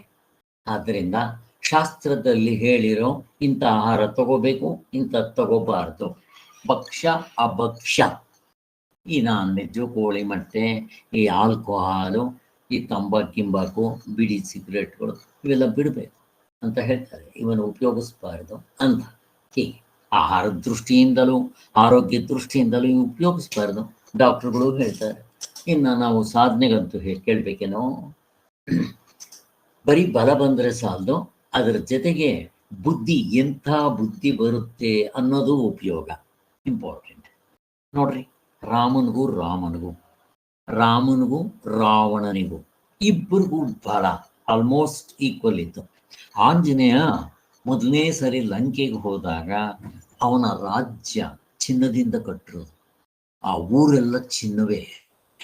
ಆ ವೈಭವ, ಆ ಒಂದು ನೋಡ್ಬಿಟ್ಟು, ಆಹಾ, ರಾವಣನ ನೋಡಿ ಕೊನೆಗೆ ಅಬ್ಬಾ ಎಂಥ ಈ ವೈಭವ ಇದೆಯಪ್ಪ, ಇದು ಇವನೇನು ಯಾವ ರಾಮನಿಗೂ ಕಡಿಮೆ ಇಲ್ಲ ಅಂತ ಅನ್ಕೊಂತಾನೆ. ವೀರದಲ್ಲಿ, ಬಲದಲ್ಲಿ, ಶಕ್ತಿಯಲ್ಲಿ, ಭಕ್ತಿಯಲ್ಲಿ ಯಾವ ರಾಮನ ಕಡಿಮೆ ಇಲ್ಲ. ಒಂದೇ ಒಂದು ಕೊರತೆ, ಕಾಮಕನು. ಅವನದೊಂದು ಇಲ್ಲದೆ ಇದ್ರೆ ರಾಮನಿಗೆ ಏನು ಕಡಿಮೆ ಇತ್ತಪ್ಪ. ಇವನು ಶಿವನ ಪ್ರತ್ಯಕ್ಷ ಮಾಡ್ಕೊಂಡಿದ್ದ, ಕೈಲಾಸವನ್ನೇ ಮೇಲೆ ಕೆತ್ತಕ್ಕೋದವನು. ಎಲ್ಲಾ ದೇವತೆಗಳನ್ನ ತನ್ನ ಪೀಠದ ಕೆಳಗೆ ಹಾಕೊಂಡು ಕೂತ್ಕೊಂಡವನು, ತನ್ನ ಚೇರ್ ಕೆಳಗೆ. ಎಷ್ಟು ಶಕ್ತಿ ಬಲ ಇದ್ದವನು, ವೀರ ಧೀರ ಶೂರ. ಆದ್ರೆ ಒಂದೇ ಕೆಟ್ಟ ಗುಣ, ಅಲ್ಲಾಡಿಸ್ಬಿಡ್ತವನು. ಅವನು ಮಾತ್ರ ಅಲ್ಲ, ಅವನ ಮಕ್ಕಳು, ಅವನ ಅಣ್ಣ ತಮ್ಮಂದರು, ಅವನ ಸೈನಿಕರು ಎಲ್ಲರೂ ಸತ್ತು ಸುಣ್ಣ. ಏನದು ಅಧರ್ಮ ಮುಗಿದೋಯ್ತು. ಅದನ್ನು ಹೇಳ್ತಾ ಇದ್ದ. ಬರೀ ಆಹಾರ ತಿಂದು ಬಲ ಬೆಳೆಸ್ಕೊಂಡ್ರೆ ಸಾಲದು, ಎಂಥ ಬಲ ಇರಬೇಕು, ಎಂಥ ಮನಸ್ಸನ್ನು ನಾವು ಮಾಡ್ಕೊಳ್ಳೋ ಆಹಾರ ಸೇವನೆ ಮಾಡಬೇಕು ಅನ್ನೋದು ಇಂಪಾರ್ಟೆಂಟು. ಕಾಮರಾಗ ವಿವರ್ಜಿತವಾದ ಬಲ ಬರಬೇಕು. ಅವನು ರಾವಣ ಅದರಲ್ಲಿ ಕಾಮ, ರಾಗ ಇಂಥ ಆಹಾರಗಳನ್ನೇ ತಿಂದು ಅವುಗಳನ್ನು ಹಾಳು ಮಾಡ್ಕೊಂಡಿದ್ದ. ಹೀಗೆ ಬರೀ ಆಹಾರದಿಂದ ಮಾತ್ರ ಏನು ಬರುತ್ತೆ ಅಂತಲ್ಲ, ಅದರ ಜೊತೆಗೆ ನಮ್ಮ ಸುತ್ತಮುತ್ತಲು ಇರೋ ವಾತಾವರಣಗಳು, ಅಹಂಕಾರ ಎಲ್ಲ ಕೆರ್ಸುತ್ತ ನಮ್ಮನ್ನ ಬೇರೆ. ಆದ್ದರಿಂದ ಈ ದುಷ್ಪರಿಣಾಮ ಮಾಡೋ ಆಹಾರ ಬಲವನ್ನು ಉಂಟು ಮಾಡಿದ್ರು ನಿಷಿದ್ಧವಾಗಿರುತ್ತೆ. ನಾವು ನೋಡ್ಕೊಂಡು ಅವುಗಳನ್ನೆಲ್ಲ ತಿಳ್ಬಾರ್ದು. ಆದ್ದರಿಂದ ಮೆದುಳುಗಳನ್ನು ವೃದ್ಧಿ ಮಾಡುವ, ಅದಕ್ಕೆ ಬಲವನ್ನು ಕೊಡುವ ಆಹಾರ ವಸ್ತು ಯಾವುದರಲ್ಲಿರುತ್ತೆ ಅಂತ ನೋಡಿಕೊಂಡು, ಬರೀ ಬುದ್ಧಿ ವೃದ್ಧಿ ಆದರೆ ಸಾಲದು, ತಪ್ಪು ಹಾದಿಯಲ್ಲಿ ಉಪಯುಕ್ತವಾಗುವ ಆಗ್ಬಾರ್ದದು ಅಂತ ಆಹಾರವನ್ನೇ ಉಪಯೋಗಿಸ್ಬೇಕು. ಅಂದರೆ ಸಾತ್ವಿಕ ಆಹಾರ, ಅದು ಶುದ್ಧವಾದ ಆಹಾರ, ಬಿಸಿ ಬಿಸಿ ಹಾಕಿರಬೇಕು, ತುಂಬ ಖಾರ, ತುಂಬ ಹುಳಿ, ತುಂಬ ಉಪ್ಪು, ತುಂಬ ಬಿಸಿ, ತುಂಬ ತಣ್ಣಗಿರೋದು ಅಥವಾ ನೆನ್ನೆ ಮನೆ ಕೊಳ್ತಿರೋದು ಇಂಥ ಆಹಾರಗಳು ಉಪಯೋಗಿಸಬಾರದು ಅಂತ. ಮತ್ತು ಆಹಾರದಲ್ಲೂ ಹಿತ ಮಿತ ಇವುಗಳಿರಬೇಕು ಅಂತ ಹೇಳಿದ್ದಂತೂ ಗೊತ್ತಾಯಿತು. ಆದರೆ ಎಸ್ಪೆಷಲಿ ಧ್ಯಾನ ಯೋಗಕ್ಕೆ ಇಂಥ ಆಹಾರ ಬೇಕಾಗುತ್ತೆ. ಇನ್ನು ಅವನ ವಿಹಾರ ಹೇಗಿರಬೇಕು? ಆಹಾರ ಆಯಿತು, ವಿಹಾರಗಳಿವಾಗ. ವಿಹಾರ ಅಂದರೆ ಅವನು ಎಷ್ಟು ನಿದ್ದೆ ಮಾಡಬೇಕು, ಎಷ್ಟೊತ್ತು ಅವನು ಎಚ್ಚರದಲ್ಲಿರಬೇಕು, ಇವುಗಳ ವಿಚಾರ. 3 ಹೊತ್ತು ಎದ್ದಿರೋದು ಅಥವಾ 3 ಹೊತ್ತು ಮಲಗಿರೋದು ಇವೆಲ್ಲ ಮಾಡಬಾರ್ದು. ಎಷ್ಟು ಬೇಕೋ ಅಷ್ಟು ನಿದ್ದೆ, ದಿನಕ್ಕೆ ಎಷ್ಟು ನಾವು ದೇಹಕ್ಕೆ ಎಷ್ಟು ಬೇಕೋ ಅವನಷ್ಟು ಕಂಡುಕೊಂಡು ಅಷ್ಟು ನಿದ್ದೆ ಮಾಡಿದ್ರೆ ಸಾಕು. ವಯಸ್ಸಾದಮೇಲೆ 6 ಅವರ್ಸ್ ಮಲಗಿದ್ರು ಸಾಕು, 5 ರಿಂದ 6 ಗಂಟೆ. ಹಾಗೆ ಮಧ್ಯಾಹ್ನದ ಹೊತ್ತು ಬೇಕಾದರೆ ಒಂದು ಸ್ವಲ್ಪ ಹೊತ್ತು ಮಲಗಿಕೊಂಡ್ರೆ ಫ್ರೆಶ್ ಆಗ್ತಾರೆ. ನಾನಂತೂ ಮಧ್ಯಾಹ್ನದ ಹೊತ್ತು ಎವ್ರಿಡೇ ಮಲಗ್ತೀನಿ, ಒಂದು ಅರ್ಧ ಗಂಟೆ ಮಲಗಿದ್ರು ಸಾಕು, ತುಂಬ ಫ್ರೆಶ್ ಆಗಿಬಿಡುತ್ತೆ. ಮತ್ತು ಯಾವಾಗಲೂ ಓಡಾಡ್ತಾ ಇರೋದು, ಯಾವಾಗಲೂ ಆ ಕೆಲಸ ಈ ಕೆಲಸ ಮಾಡ್ತಾ ಇರೋದು ಇವುಗಳು ಮಾಡಬಾರ್ದು. ಅಲ್ಲಿಗೆ ಹೋಗೋದು, ಇಲ್ಲಿಗೆ ಹೋಗೋದು, ಮತ್ತು 3 ಹೊತ್ತು ದೇಹನ ದಂಡಿಸೋವಂಥ ಎಕ್ಸರ್ಸೈಸ್ ಮಾಡೋದು, ಇವುಗಳೆಲ್ಲ ಮಾಡಿದ್ರೆ ಧ್ಯಾನ ಮಾಡೋಕ್ಕಾಗೋದಿಲ್ಲ. ಎಷ್ಟು ಬೇಕೋ ಅಷ್ಟು ಮಾಡಬೇಕಷ್ಟೇ. ನಾನು ನನ್ನ ಜೀವನದಲ್ಲಿ ದಿನಕ್ಕೆ 1 ಗಂಟೆಗಿಂತ ಜಾಸ್ತಿ ಯೋಗಕ್ಕೆ ನನ್ನ ಜೀವನದಲ್ಲಿ ಕಳೆದೇ ಇಲ್ಲ, ಬೇಕಾದಕ್ಕಿಲ್ಲ. ಕೆಲವರು ಬೆಳಗ್ಗೆ 3 ಗಂಟೆ, ಸಾಯಂಕಾಲ 3 ಗಂಟೆ ಮಾಡಿದ್ದೆ. ಯಾತಕ್ಕೆ? ಏನು ದೇಹ ಬೆಳೆಸ್ಕೋಬೇಕೇನು ನಾವು?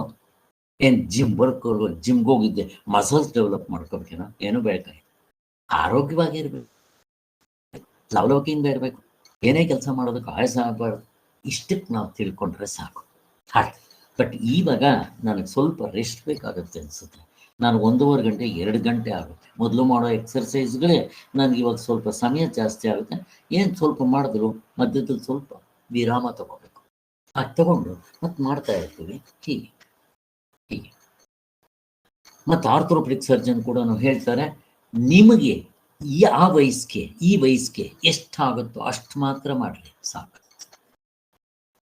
ನಾನು ಹೇಳೋದು, ದಯವಿಟ್ಟು ಪ್ರತಿಯೊಬ್ಬರು ವಾಕಿಂಗು, ಒಂದು ಅರ್ಧ ಗಂಟೆ ಯೋಗ ನಾನು ಹೇಳ್ಕೊಡ್ತೇನೆ. ಯಾವಾಗಾದರೂ ಬಂದರೆ ನಮ್ಮ ಆಶ್ರಮಕ್ಕೆ, ಅಲ್ಲಿ ನಾವು ಬಂದಿದ್ದರು, ನೀವೆಲ್ಲ ಹೇಳ್ಕೊಟ್ಟಿದ್ದೆ. ನಾವು ಸಿಂಪಲ್ ಲೂಸನಿಂಗ್ ಎಕ್ಸರ್ಸೈಸ್ ಸೇರಿಸ್ಕೊಟ್ಟು, ಬರೀ ವಾಕಿಂಗಿಂದ ಏನೂ ಉಪಯೋಗ ಆಗೋದಿಲ್ಲ.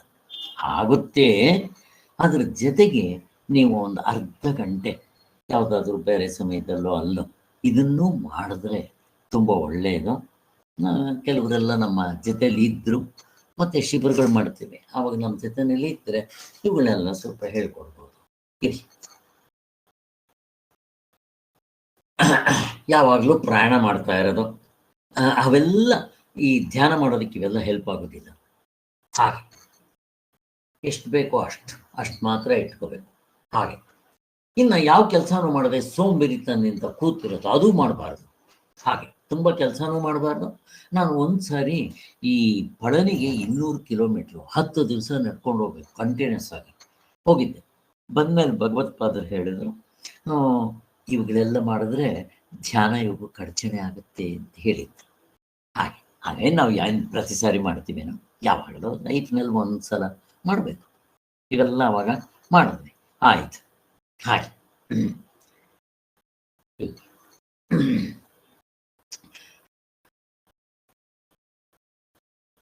ಸೊ ಇನ್ನೇನಾಯಿತು?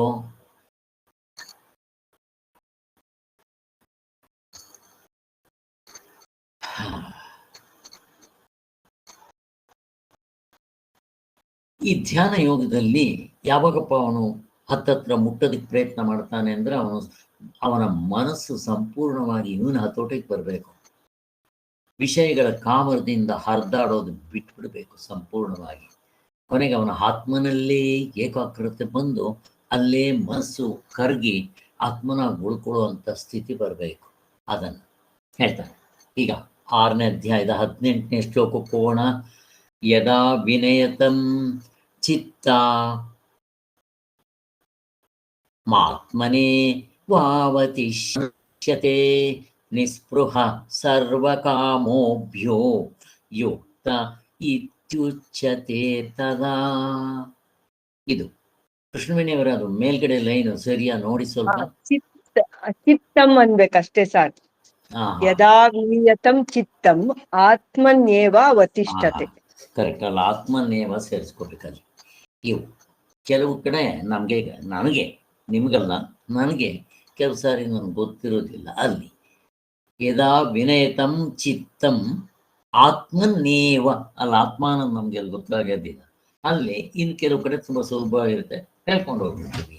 ಹೀಗೆ ಇದರ ಅರ್ಥ ಏನಪ್ಪಾ ಅಂದ್ರೆ, ಯಾವಾಗ ಚಿತ್ತವು ಹಿಡಿತಕ್ಕೆ ಬರೋದು ಹೇಗಿದೆ ನೋಡ್ರಿ, ಚಿತ್ತ ಹಿಡಿತಕ್ಕೆ ಬರಬೇಕು.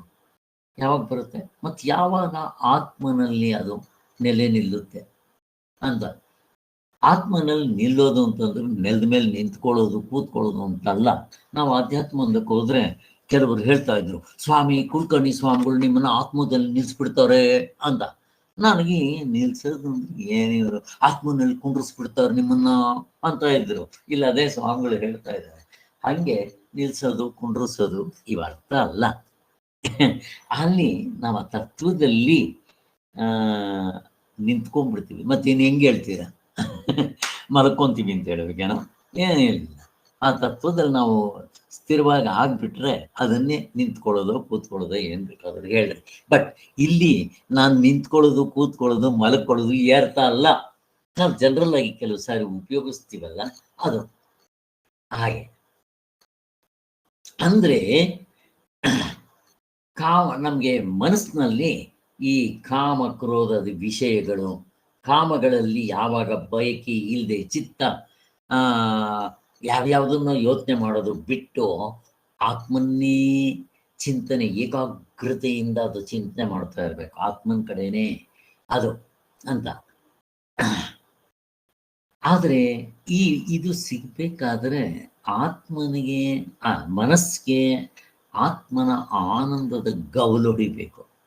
ಯಾವಾಗ ಆತ್ಮನ ಆನಂದದ ಗವಲು ಅಥವಾ ಅದರ ರುಚಿ ಈ ಮನಸ್ಸಿಗೆ ಸಿಗುತ್ತೋ ಆವಾಗ ಹಿಡಿಯುತ್ತೆ ನೋಡ್ರಿ, ಅದು ಕಚ್ಕೊಂಡ್ಬಿಡ್ತದೆ. ಬಟ್ ಇದು ತುಂಬ ವರ್ಷಗಳು ಪ್ರಯತ್ನ ಮಾಡಿದ್ರೆ ಬರೋದು.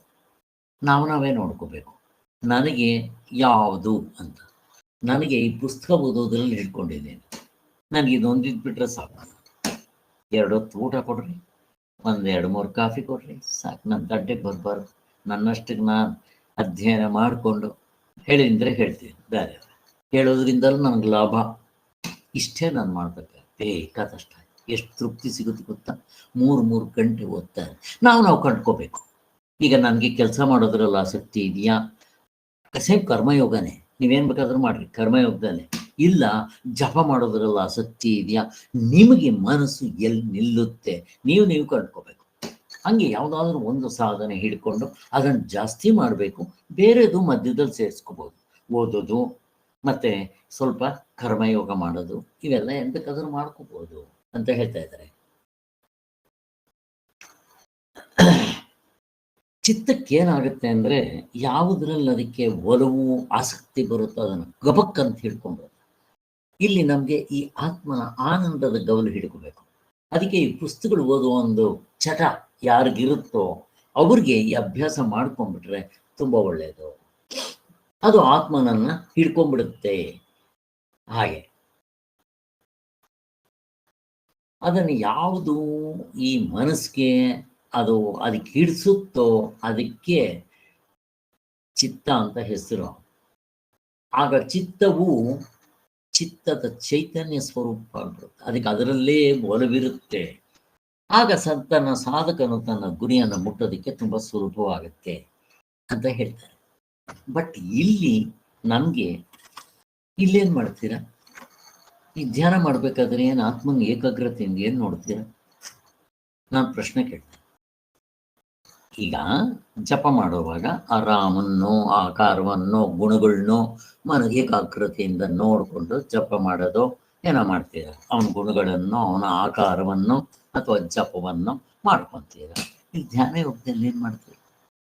ನಾನು ಪ್ರಶ್ನೆ ಕೇಳ್ತಾ ಇದ್ದೀನಿ. ಏನು ಮಾಡ್ಬಾರ್ದು, ಏನೇನು ಮಾಡ್ಬಾರ್ದು ಅಂತ ತೋರಿಸ್ತಾ ಇರ್ತೀರಲ್ಲ ಸರ್. ಆ, ಎಷ್ಟು ಅರ್ಥ ಮಾಡ್ಕೊಳ್ಳೋದು ಎಷ್ಟು ಕಷ್ಟ ಇದೆ ಸರ್. ನೋಡಿ, ಇದು ಇಂಪಾರ್ಟೆಂಟ್. ಜಪ ಬಿಟ್ಬಿಡ್ಬೇಕು, ಮಾಡಬಾರ್ದು ಇಲ್ಲಿ. ಮತ್ತೆ ಪುಸ್ತಕ ಓದಬಾರ್ದು, ಪ್ರವಚನ ಕೇಳಬಾರ್ದು, ಮತ್ತೆ ಕರ್ಮಯೋಗ ಮಾಡಬಾರ್ದು. ಇದು ಧ್ಯಾನ. ಏನೇನೋ ಮಾಡದೆ ಸುಮ್ಮನೆ ಇರ್ಬೇಕು, ಏನೇನೋ ಮಾಡಬಾರ್ದು. ಮನಸ್ಸಿಗೆ ಏನಾದ್ರೂ ಥಾಟ್ ಬಂದ್ರೆ ಬಿಡ್ಬೇಕು. ಮಾಡ್ರಿ, ಜಪ ಮಾಡೋದು ಸುಲಭ. ಆ ಜಪ ಮಾಡ್ಕೊಡಿದ್ರು ಅದ್ರಲ್ಲಿ ಅನೇಕ ಥಾಟ್ಸ್ ಬರ್ತಾ ಇರುತ್ತೆ. ಸಿಂಗಲ್ ಥಾಟ್ ತರ ಜಪಾನ ಇಟ್ಕೊಳ್ಳೋದೇ ಕಷ್ಟ.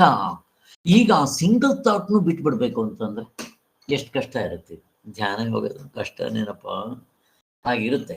ಇರ್ಲಿ,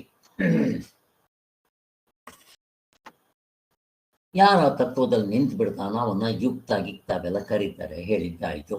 ಇದೇನು ಬಿಟ್ಟಿ ಮಾತಲ್ಲ. ಅದಕ್ಕೆ ಭಗವಂತನ ಅನುಗ್ರಹನೂ ಬೇಕಾಗುತ್ತೆ.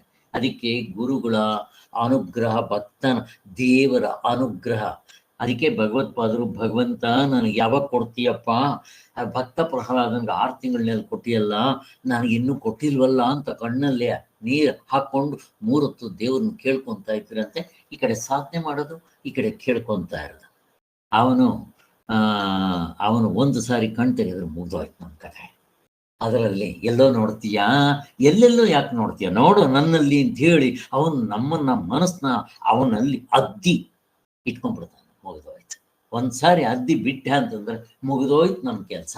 ಏನು ತುಂಬ ಗಂಟೆಗಟ್ಲೆ ಏನಿರ್ಬೇಕಾಗಿಲ್ಲ ಅಲ್ಲಿ. ಸೆಕೆಂಡ್ ಮನಸ್ಸು ಬಿಟ್ಟು ಆತ್ಮನಲ್ಲಿ ನಿದ್ದೆ ಮಾಡೋದಲ್ಲ, ಸಮಾಧಿಗೆ ಹೋಗೋದಲ್ಲ, ಮುಗಿದೋಯ್ತು ಅಂತಾರೆ. ಅದು ಇಷ್ಟು ಭಗವಂತನ ಅನುಗ್ರಹ ಬೇಕು. ಅದಕ್ಕೆ ನಾವು ಕರ್ಮಯೋಗದಲ್ಲಿ ಭಗವಂತನ ಸೇರಿಸ್ಕೊಂಡು ಮಾಡಿದ್ರೆ ಈ ಅನುಗ್ರಹ ಬರೋಕ್ಕೆ ಶುರುವಾಗುತ್ತೆ. ನೋಡ್ರಿ, ಮೊದಲನೇ ಸಾಧನೆಯಲ್ಲೇ ಭಗವಂತನ ಸೇರಿಸ್ಕೊಂತೀವಿ ಅಲ್ಲ, ಅವನ ಅನುಗ್ರಹ ಬೇಕಲ್ಲಿ. ಪ್ರತಿ ಸ್ಟೆಪ್ಗೂ ಅವನ ಅನುಗ್ರಹ ಬೇಕು. ಭಗವಂತನಲ್ಲಿ ನೇರಾದ ಚಿತ್ತವನ್ನು ಇಡಲಾರ್ದ ನಮ್ಮಂಥವರು ಭಗವಂತನ ಚಿಂತನೆಯಲ್ಲಿರುವ ಭಕ್ತರ ಚಿಂತೆಯನ್ನಾದರೂ ನಾವು ಇಟ್ಕೋಬೇಕು. ಅದಕ್ಕೆ ಬ್ರಹ್ಮಚೈತನ್ಯರು, ಸಮರ್ಥ ರಾಮದಾಸರು, ಶ್ರೀಧರ ಸ್ವಾಮಿಗಳು, ಕನಗಡ ರಾಮದಾಸರು, ನಮಗೆ ಸಚ್ಚಿದಾನಂದ ಸರಸ್ವತಿ ಸ್ವಾಮಿಗಳು. ನಾನು ಹೇಳ್ತೀನಿ, ಈ ಎಲ್ಲ ಮುಕ್ತರಾಗಿರೋರಿಗಿಂತ ಸಚ್ಚಿದಾನಂದ ಸರಸ್ವತಿ ಸ್ವಾಮಿಗಳು ದಿ ಗ್ರೇಟ್. ಯಾಕೆ? ನಾನು ಪ್ರಶ್ನೆ ಕೇಳ್ತಾ ಇದ್ದೀನಿ, ಯಾರಾದರೂ ಹೇಳ್ರಿ ಯಾಕೆ? ಇಷ್ಟೊಂದು ಪುಸ್ತಕಗಳು ಕನ್ನಡದಲ್ಲಿ ಸರಾಗವಾಗಿ ಬರೆದು ಕೊಟ್ಟಿದಾರಲ್ಲ ಸರ್, ನಮ್ಗೆ ಅರ್ಥ ಆಗೋಂಗೆ. ಸಂಸ್ಕೃತ ಎಲ್ಲ ನಮ್ಗೆಲ್ಲ ಎಲ್ಲಿ ಬರುತ್ತೆ ಸರ್? ಭಾಷೆ ಎಲ್ಲ ಅರ್ಥ ಆಗುತ್ತೆ ಸರ್? ಇದೆಷ್ಟು ಸುಲಭವಾಗಿ ಅರ್ಥ ಆಗೋಂಗ್ ಕೊಟ್ಟಿದಾರಲ್ಲ ಸರ್. ಶ್ರೋತ್ರಿಯ ಬ್ರಹ್ಮನಿಷ್ಠರ ಎಲ್ರಿಗೂ ಬರಲ್ಲ. ಬ್ರಹ್ಮನಿಷ್ಠರಾಗ್ಬೋದು, ಕ್ಷೋತ್ರಿಯ ನಿಷ್ಠರಾಗಕ್ಕೆ ಬರಲ್ಲ. ಶಾಸ್ತ್ರದ ಪೂರ್ತಿ ವಿಚಾರ ಗೊತ್ತು, ಹೇಗೆ ಅದನ್ನು ತಿಳಿಸ್ಕೊಡ್ಬೇಕು ಅನ್ನೋದು ಗೊತ್ತು, ಪ್ರಾಪರ್ ಚಾನಲ್ನಿಂದ ಹೇಳ್ಕೊಡ್ತಾರೆ. ಅದಕ್ಕೆ ಈಸ್ ಗ್ರೇಟ್ ಅಂತ. ಇಲ್ಲಿ ಒಬ್ಬೊಬ್ಬರನ್ನ ಯಾರು ತೋರಿಸ್ತೀನಿ ಹೇಳ್ರಿ, ನೋಡೋಣ, ಎಕ್ಸಾಂಪಲ್ ಕೊಡ್ರಿ ಸರ್. ಯಾರು ಇಲ್ಲ ಸರ್. ಇದ್ದಾರೆ, ಸಮರ್ಥ ರಾಮದಾಸ್ ಇದ್ದಾರೆ, ಇಷ್ಟು ದಪ್ಪ. ಅದಕ್ಕೇನೋ ಒಂದು ಹೆಸರಿಟ್ಟಿದ್ದಾರೆ, ಏನದು? ಸಮರ್ಥ ರಾಮದಾಸರು ಬರೆದಿರೋದಕ್ಕೆ ದಾಸಬೋಧ ಅಂತೇನೋ ಒಂದು, ದಾಸಬೋಧ ಅಂತಂದ್ರಲ್ಲ. ದಾಸಬೋಧ ನಾನು ಓದ್ದೆ, ನನ್ನ ಹತ್ರ ಇದೆ, ಯಾರಿಗಾದ್ರು ಬೇಕಾದ್ರೆ ಕೊಡ್ತೀನಿ, ಕನ್ನಡದಲ್ಲೇ ಇದೆ. ಅವ್ರು ಮರಾಠಿಲಿ ಬರೆದಿದ್ದಾರೆ. ತುಂಬಾ ವಿಶ್ಲೇಷಣವಾಗಿ ಓದ್ಕೊಂಡೋಗಿದ್ದಾರೆ. ನನಗೇನು ಅಷ್ಟು ಲಾಭ ಅಂತ ಅನ್ನಿಸ್ಲಿಲ್ಲ. ಆದರೆ ಅವ್ರಿಗೆ ಭಗವದ್ಗೀತೆಗಿಂತ ಹೆಚ್ಚಂತೆ ಮಹಾರಾಷ್ಟ್ರದವರಿಗೆ ಅವೆಲ್ಲ ಓದ್ಕೊತಾ ಇರ್ತಾರೆ. ಹಾಗೆ ಇನ್ನು ಬ್ರಹ್ಮಚೈತನ್ಯದ ಅವ್ರು ಯಾವ ಪುಸ್ತಕನೂ ಬರೆದಿಲ್ಲ. ಅವ್ರಿಗೆ ಬೇರೆಯವರೊಬ್ಬರು ಬಿ ಇಂದ ಸ್ಟಾರ್ಟ್ ಆಗುತ್ತೆ, ಅವರ ಜೊತೆಲಿ 20 ವರ್ಷಗಳ ಕಾಲ ಜೊತೆಯಲ್ಲಿ ಇದ್ದವರು, ಅವ್ರನ್ನ ನೋಡಿದವರು, ಅವರ ನಿಜವಾದ ಶಿಷ್ಯರನ್ನೆಲ್ಲ ಕಾಂಟ್ಯಾಕ್ಟ್ ಮಾಡಿ ಅವ್ರಿಗೆ ಏನು ವಿಚಾರಗಳು ಹೇಳ್ತಾ ಇದ್ರು ಎಲ್ಲವನ್ನೂ ಕಲೆಕ್ಟ್ ಮಾಡಿ ಅವರ ಜೀವನ ಚರಿತ್ರೆ ಅಂತ ಬರೆದು, ಬ್ರಹ್ಮಚೈತನ್ಯರ ಜೀವನ ಚರಿತ್ರೆ ಅಂತ ಒಂದು ಪುಸ್ತಕ ಬರೆದಿದ್ದಾರೆ. ಇನ್ನೊಂದು 365 ದಿವಸದ 365 ದಿವಸ ಅಂತ ಒಂದು ಪುಸ್ತಕನೇ ಬರೆದಿದ್ದಾರೆ. ಸೋಮವಾರ ಏನು ಮಾಡಬೇಕು, ಯಾವುದು ಓದಬೇಕು, ಮಂಗಳವಾರ ಪ್ರತಿ 1ನೇ ತಾರೀಕಿಂದ 365 ದಿವಸ ಬರೆದಿರೋದ್ರಿಂದ ಆ ದಿನದಲ್ಲಿ ಅದನ್ನು ಓದ್ಬೋದು. ಇವತ್ತು ಏಪ್ರಿಲ್ ಎಷ್ಟನೇ ತಾರೀಕು? ಇವತ್ತು 5ನೇ ತಾರೀಕು, ಇವತ್ತು 6ನೇ ತಾರೀಕು. ಅದರಲ್ಲಿ 6ನೇ ತಾರೀಕು ಏಪ್ರಿಲ್ ನೋಡಿದ್ರೆ ಒಂದು ಚಾಪ್ಟರ್ ಬರುತ್ತೆ, ಓದ್ಕೋಬೇಕು, ಚೆನ್ನಾಗಿದೆ ಅದನ್ನು. ಹಾಗೆ ಅವ್ರು ಬರೆದಿರೋದಲ್ಲ, ಅವ್ರ ಭಕ್ತರು ಇವೆಲ್ಲ ಸ್ವಾಮಿಗಳು ಅಲ್ಲಲ್ಲಿ ಸ್ವಾಮಿಗಳು ಅಂದರೆ ಬ್ರಹ್ಮಚೈತನ್ಯರು ಹೇಳಿರೋದನ್ನು ಕಲೆಕ್ಟ್ ಮಾಡಿಕೊಂಡು ಒಂದು ಪುಸ್ತಕದ ಥರ ಬರೆದಿದ್ದಾರೆ. ಅಂದರೆ ಅದರ ಜೊತೆಗೆ ಸ್ವಲ್ಪ ವೇದಾಂತವನ್ನು ಸೇರಿಸ್ಕೊಂಡು ಹೇಳಿದ್ದಾರೆ ಹೀಗೆ. ಆದರೆ ಈ ರೀತಿ ಪ್ರಾಪರ್ ಚಾನಲ್ ತೋರಿಸೋರು ಯಾರು ಇಲ್ಲ. ನೀವು ಯಾರದೇ ಹೋದ್ರಿ ಇಷ್ಟು ಕ್ಲಿಯರ್ ಕಟ್ಟಾಗಿ ಸಿಕ್ಕೋದಿಲ್ಲ. ಅದಕ್ಕೆ ನಮ್ಗೆ ಸ್ವಾಮಿಗಳು ಯಾವ ಜನ್ಮದ ಪುಣ್ಯ ನಾವು ಸಿಕ್ಕಿದ್ದಾರೆ, ಮುಂದಿನ ಜನ್ಮದಲ್ಲಿ ಮತ್ತೆ ನಾನು ಮನುಷ್ಯ ಜನ್ಮ ಬರುತ್ತೋ ಇಲ್ವೋ ಗೊತ್ತಿಲ್ಲ, ಬಂದರೂ ತಿರ್ಗ ನನಗೆ ಇವ್ರ ಪುಸ್ತಕಗಳು ಸಿಗುತ್ತೋ ಇಲ್ವೋ ಗೊತ್ತಿಲ್ಲ. ಅದಕ್ಕೆ ಆದಷ್ಟು ಈಗಲೇ ಈ ಜನ್ಮದಲ್ಲಿ ಮುಕ್ತರಾಗ್ಬಿಟ್ರೆ ಒಳ್ಳೆಯದು ಅಂತ ಹೇಳೋದು. ಹೀಗೆ ಮತ್ತು ಇವರು ಮುಕ್ತರಾಗಿದ್ರು, ಅದಕ್ಕೆ ಶ್ರೋತ್ರಿಯರು ಮತ್ತು ಬ್ರಹ್ಮನಿಷ್ಠರು ಅನ್ನೋದು. ಈಗ 43ನೇ ಚಾಪ್ಟ್ರು ಯೋಗಿಯ ಚಿತ್ತಕ್ಕೆ ಉಪಮಾನ, ಕೆಲವು ದೃಷ್ಟಾಂತಗಳನ್ನು ಕೊಡ್ತಾರೆ. ಯೋಗಿಯ ಚಿತ್ತ ಹೇಗಿರುತ್ತೆ ಅಂತಂದ್ಬಿಟ್ಟು ಹೀಗೆ ನೋಡೋಣ. ಸೊ ಹಿಂದಿನ ವಿಚಾರಗಳನ್ನೆಲ್ಲ ಸ್ವಲ್ಪ ಅನುವಾದ ಮಾಡ್ಕೊಂಡು ಹೋಗ್ಬೇಕು ಅಂತಾರೆ. ಈಗ ತಾನೇ ಹೇಳಿರೋದ್ರಿಂದ ಅದೇನು ಬೇಕಾಗಲ್ಲ. ಎಚ್ಚರ, ಇದು ಆಹಾರ, ಯುಕ್ತವಾದ ಆಹಾರ ವಿಹಾರಗಳು. ಯಾವ ಆಹಾರ ತಗೋಬೇಕು, ಯಾವ ಆಹಾರ ತಗೋಬಾರ್ದು, ಮಾತ್ರೆಗಳು ಏನು ತಗೋಬೇಕು, ಹೀಗೆಲ್ಲ ಹೇಳಿದ್ದು ಆಯಿತು. ಸ್ವೇಚ್ಛಾ ಪ್ರವೃತ್ತಿಯನ್ನು ಬಿಟ್ಟು ಧರ್ಮ ಮಾರ್ಗದಲ್ಲಿ ನಡೀತಾ 3 ಹೊತ್ತು ದೇವರ ಚಿಂತನೆ ಮಾಡಬೇಕು. ಹಾಗೆ ಅದು ವಿಹಾರ. ಆಹಾರದ ವಿಚಾರ, ಸಾತ್ವಿಕವಾದ ಆಹಾರ, ಇವೆಲ್ಲ ಹೇಳಿದ್ದಾಯ್ತು. ಮತ್ತಿನ್ನೊಂದ್ಸರಿ ಹೇಳೋದು ಬೇಕಾಗಿಲ್ಲ. ಇವೆಲ್ಲ ಆಯ್ತಿನ ನಮ್ಮ ಶರೀರ ಶಾಸ್ತ್ರದಲ್ಲಿ, ಅಂದರೆ ನಮ್ಮ ಈ ಡಾಕ್ಟರ್ ಇದರಲ್ಲಿ ಆಹಾರದ ಬಗ್ಗೆ ಹೇಳುವಾಗ ನಮ್ಮಲ್ಲಿ ಟ್ರಿಲಿಯನ್ ಸೆಲ್ಸ್ ಇರುತ್ತೆ. ಆ ಟ್ರಿಲಿಯನ್ ಸೆಲ್ಸು ಪ್ರತಿದಿನ ಚೇಂಜ್ ಆಗ್ತಾ ಇರುತ್ತೆ, ಬದಲಾವಣೆ ಆಗ್ತಾ ಇರುತ್ತೆ, ಅವು ನಶಿಸಿ ಹೋಗ್ತಾ ಇರುತ್ತೆ, ಮತ್ತೆ ಹೊಸದು ಉತ್ಪತ್ತಿ ಆಗ್ತಾ ಇರುತ್ತೆ. ಹೀಗೆ ನಶಿಸಿ ಹೋಗಿ ಹೊಸದು ಉತ್ಪತ್ತಿ ಆಗಬೇಕಾದ್ರೆ ಅದಕ್ಕೆ ಆಹಾರ ಬೇಕಲ್ಲ. ಅದಕ್ಕೆ ಆಹಾರ ಮತ್ತು ವಾಯು, ಪ್ರಾಣವಾಯು ಬೇಕು. ಅದಕ್ಕೆ ನಾವು ಪ್ರಾಣಾಯಾಮಾದಿಗಳನ್ನ ಮಾಡಬೇಕು ಅಂತ ಹೇಳೋದು. ಅದಕ್ಕೆ ಆಹಾರ ಮತ್ತು ಪ್ರಾಣಾಯಾಮ ಇದು ಅಂತಃಕರಣದ ಮೇಲೂ ಪ್ರಭಾವ ಬೀಳುತ್ತೆ ಅನ್ನೋದಕ್ಕೋಸ್ಕರ. ಹೇಗೆ ನಮ್ಮ ಮನಸ್ಸು ನಾವು ಕಂಟ್ರೋಲ್ ಮಾಡಬೇಕಾದ್ರೆ ಕಷ್ಟ, ಅದಕ್ಕಿಂತ ಸ್ಥೂಲವಾಗಿರೋ ಈ ಪ್ರಾಣಗಳನ್ನ ಪ್ರಾಣಾಯಾಮ ಮಾಡೋದ್ರಿಂದ ಮನಸ್ಸು ಹತೋಟಿಗೆ ಬರುತ್ತೆ ಅನ್ನೋದಕ್ಕೋಸ್ಕರ. ಹೀಗೆ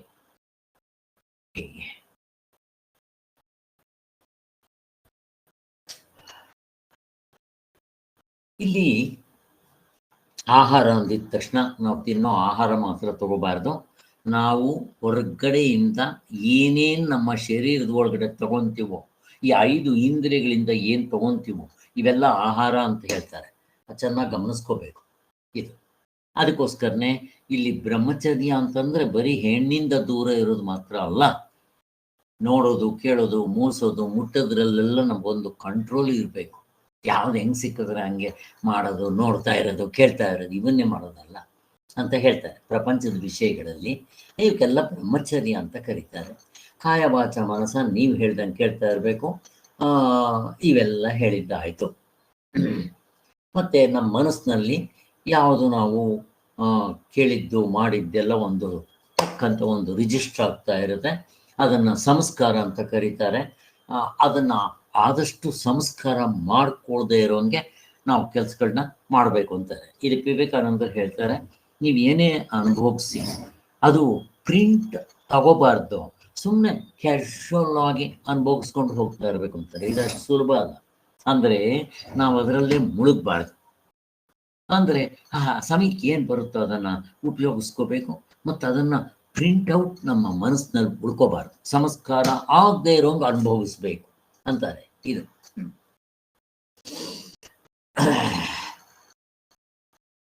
ಅದಕ್ಕೆ ಸ್ವಾಮಿಗಳು ಈ ಸಂಸ್ಕಾರ ಅನ್ನೋದಕ್ಕೊಂದು ದೃಷ್ಟಾಂತ ಕೊಡ್ತಾರೆ. ಯಾರೋ ಒಬ್ಬರು ಪಾಸ್ ಆಗ್ತಾ ಇದ್ರಂತೆ. ಅಲ್ಲಿ ಒಂದು ಕಾಂಪೌಂಡ್, ಪಕ್ಕದ ಕಾಂಪೌಂಡ್ನಲ್ಲಿ ಒಂದು ಸುಂದರವಾಗಿರೋ ಒಂದು ಗುಲಾಬಿ ಗಿಡ ಇತ್ತು. ಆ ಹೂವು ನೋಡ್ತಾ ಇದ್ರು. ಆ ಹೂವು ಎಷ್ಟು ಚೆನ್ನಾಗಿದೆ ಅಂತ ಅಂದ್ಕೊಂಡು ಹೋಗ್ತಾ ಇದ್ರು. ಮೊದಲನೇ ಸರಿ ನೋಡಿದಾಗ ಹೂವು ಎಷ್ಟು ಚೆನ್ನಾಗಿದೆ ಅಂತ. ಮತ್ತೆ ಪ್ರತಿದಿನ ಆ ಕಡೆ ಹೋಗುವಾಗ ಹೂವು ಎಷ್ಟು ಚೆನ್ನಾಗಿದೆ ಅಂತ ಅದನ್ನು ಪ್ರಿಂಟ್ಔಟ್ ಆಗ್ತಾ ಬಂತು. ಬರ್ತಾ ಹೂವು ನನಗೆ ಸಿಕ್ಕಿದ್ರೆ ನನ್ನ ಹತ್ರ ಇದ್ರೆ ಎಷ್ಟು ಚೆನ್ನಾಗಿರುತ್ತೆ ಅಂತ ಅನ್ನಿಸ್ತು. ಮತ್ತೆ ಹಿಂಗೇ ಒಂದು ಸ್ವಲ್ಪ ದಿವಸ ಆದಮೇಲೆ ಆ ಹೂವನ್ನು ಕಿತ್ಕೊಂಡು ಬಿಟ್ರು. ಹಿಂಗಾಗುತ್ತೆ ನೋಡ್ರಿ. ಅದಕ್ಕೋಸ್ಕರನೇ ನಾವು ಸಂಸ್ಕಾರ ಮಾಡ್ಕೊಳ್ಳದೆ ವಸ್ತುಗಳನ್ನ ಅನುಭವಿಸ್ಬೇಕು ಅಂತ ಹೇಳ್ತಾರೆ. ಹೀಗೆ ಇದಕ್ಕೆ ವಿವೇಕಾನಂದರದ ಒಂದು ದೃಷ್ಟಾಂತ ಇದೆ. ಯಾಕೆಂದ್ರೆ ಈ ಸಂದರ್ಭದಲ್ಲಿ ನಾವು ಅದನ್ನು ಹೇಳಿದ್ರೆ ನಮ್ಗೆ ಉಪಯೋಗ ಆಗುತ್ತೆ. ಒಂದು ಸರಿ ಏನಾಯಿತು, ವಿವೇಕಾನಂದರು ಅಮೇರಿಕಾಗೆ ಹೋಗಿ ಒಂದೇ ರಾತ್ರಿಯಲ್ಲಿ ಫೇಮಸ್ ಆಗಿಬಿಡ್ತಾರೆ ಸರ್ವಧರ್ಮ ಸಮ್ಮೇಳನದಲ್ಲಿ. ಆಮೇಲೆ ವಿವೇಕಾನಂದರು ಅಮೇರಿಕಾದಿಂದ ಬಂದಮೇಲೆ ಎಂಥ ವೆಲ್ಕಮ್ ಮಾಡ್ತಾರೆ ಗೊತ್ತಾ. ಮತ್ತು ಎಲ್ಲ ರಾಜರು, ಪ್ರತಿಯೊಂದು ಸ್ಟೇಟ್ನವರು ರಾಜರುಗಳು ವಿವೇಕಾನಂದರನ್ನ ಆಹ್ವಾನ ಮಾಡ್ತಾರೆ. ನೀವು ನಮ್ಮ ರಾಜ್ಯಕ್ಕೆ ಬರಬೇಕು, ನಮ್ಮ ಆಹ್ವಾನವನ್ನು ಸ್ವೀಕಾರ ಮಾಡಬೇಕು ಅಂತ. ಹೀಗೆ ಮೈಸೂರು ಮಹಾರಾಜರು ಕೂಡ ಅವರು ಆಹ್ವಾನಿಸಿದ್ರಂತೆ. ಎಲ್ಲ ರಾಜರುಗಳು, ಅವಾಗೆಲ್ಲ ಬೇಕಾದಷ್ಟು ಜನ ರಾಜರುಗಳಿದ್ದರು, ಅವರೆಲ್ಲ ಆಹ್ವಾನ ಕೊಟ್ಟಿದ್ದರು. ಈ ವಿವೇಕಾನಂದರಿಗೆ ಎಲ್ಲೂ ಹೋದರು ಎಲ್ಲ ಜನಗಳು ಅವ್ರನ್ನ ತುಂಬ ವಿಜೃಂಭಣೆಯಿಂದ ವೈಭವದಿಂದ ಅವ್ರನ್ನ ವೆಲ್ಕಮ್ ಮಾಡ್ಕೊತಾ ಇದ್ರು. ಹೀಗೆಲ್ಲ ಆಗ್ತಾ ಇತ್ತು. ಸೊ ಮೈಸೂರು ಮಹಾರಾಜರ ಹತ್ರ ಬಂದಾಗಲೂ ಕೂಡ ಅವ್ರು ಏನು ಮಾಡಿದ್ರಂತೆ, ತುಂಬ ಗೌರವದಿಂದ ನೋಡಿಕೊಂಡು ಅವ್ರಿಗೊಂದು ಕಾರ್ಗಿರೆಲ್ಲ ಕೊಟ್ಟು, ಒಬ್ಬರ ಸೇವಕರನ್ನ ಕೊಟ್ಟು, ಆವಾಗ ಮೈಸೂರಿನಲ್ಲಿ ಎಕ್ಸಿಬಿಷನ್ಗಳು ನಡೀತಾ ಇತ್ತು. ಅವ್ರೇನು ಮಾಡಿದ್ರಂತೆ, ಒಬ್ಬ ಅಸಿಸ್ಟೆಂಟ್ನ ಕೊಟ್ಟು, ನೋಡು ಸನ್ಯಾಸಿಗಳ ಜೊತೆಲಿ ಹೋಗ್ರಿ, ಅಂದರೆ ವಿವೇಕಾನಂದರು ಸನ್ಯಾಸಿಗಳಾಗಿದ್ದರು, ಅವ್ರ ಜೊತೆನಲ್ಲಿ ಹೋಗ್ರಿ, ಚೆಕ್ ಬುಕ್ ಕೊಟ್ಬಿಟ್ಟು ಅವ್ರಿಗೆ ಏನು ತೊಗೊಂಡ್ರೆ ಅದಕ್ಕೆ ಚೆಕ್ ಬುಕ್ ಹಾಕ್ಬಿಟ್ಟು ಆ ವಸ್ತುಗಳು ತಗೊಳ್ಳಿ ಅವರು ಅಂತ ಹೇಳಿ ಕೊಟ್ಬಿಟ್ಟಿರಂತೆ. ಸರಿ, ಅವ್ರ ಹಿಂದೆ ಹೋಗ್ತಾ ಇದ್ರು. ಸರಿ, ವಿವೇಕಾನಂದರು ಮೊದಲನೇ ಅಂಗಡಿ ಬಂತು, ಒಳಕ್ಕೆ ಹೋಗಿದ್ದು, ಏನು ತುಂಬ ಆಸಕ್ತಿಯಿಂದ ಇಂಟ್ರೆಸ್ಟಿಂದ ನೋಡ್ತಾ ಇದ್ರಂಥವೆಲ್ಲ. ಹಾಗಾಗಿತ್ತಂತೆ. ಹಾಗಿದ್ದ ತಕ್ಷಣ ಅವನು, ಸ್ವಾಮಿ ಚೆಕ್ ಬರಿಲ್ಲ ಅಂತ ಕೇಳಿ, ಏನು ಇಷ್ಟ ಆಯಿತು ಅಂತ. ಇನ್ನೂ ಏನಿಲ್ಲಪ್ಪ ಅಂದರೆ ಕರೆಕ್ಟ್ ಪಕ್ಕದ ಅಂಗಡಿಗೆ ಹೋದ್ರು.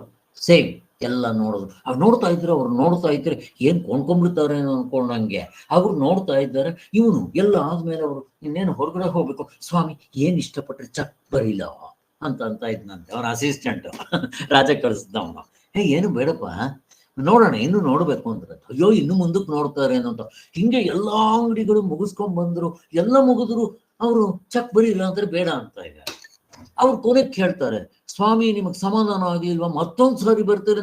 ಅಯ್ಯೋ ನಡೀರಿ, ಇನ್ನೂ ಒಂದು ಸಾರಿ ಹೋಗೋಣ ಅಂತ ತಿರ್ಗಾ ಹೋದ್ರಂತೆ. ಎಲ್ಲ ನೋಡ್ಕೊಂಡ್ ಬಂದ್ರು, ಯಾವುದೂ ಇಷ್ಟ ಅವ್ರು ತಗೋಬೇಕು ಅಂತ ಏನೂ ಅನ್ಲಿಲ್ಲ. ಹೇಗಿದೆ ನೋಡಿ ವಿವೇಕಾನಂದ, ಅವನಿಗೆ ಅರ್ಥ ಆಗ್ಲಿಲ್ಲ. ಅವನಿಗೆ ಹೇಗೆ ನೋಡ್ತಾ ಇದ್ರು ವಿವೇಕಾನಂದರು.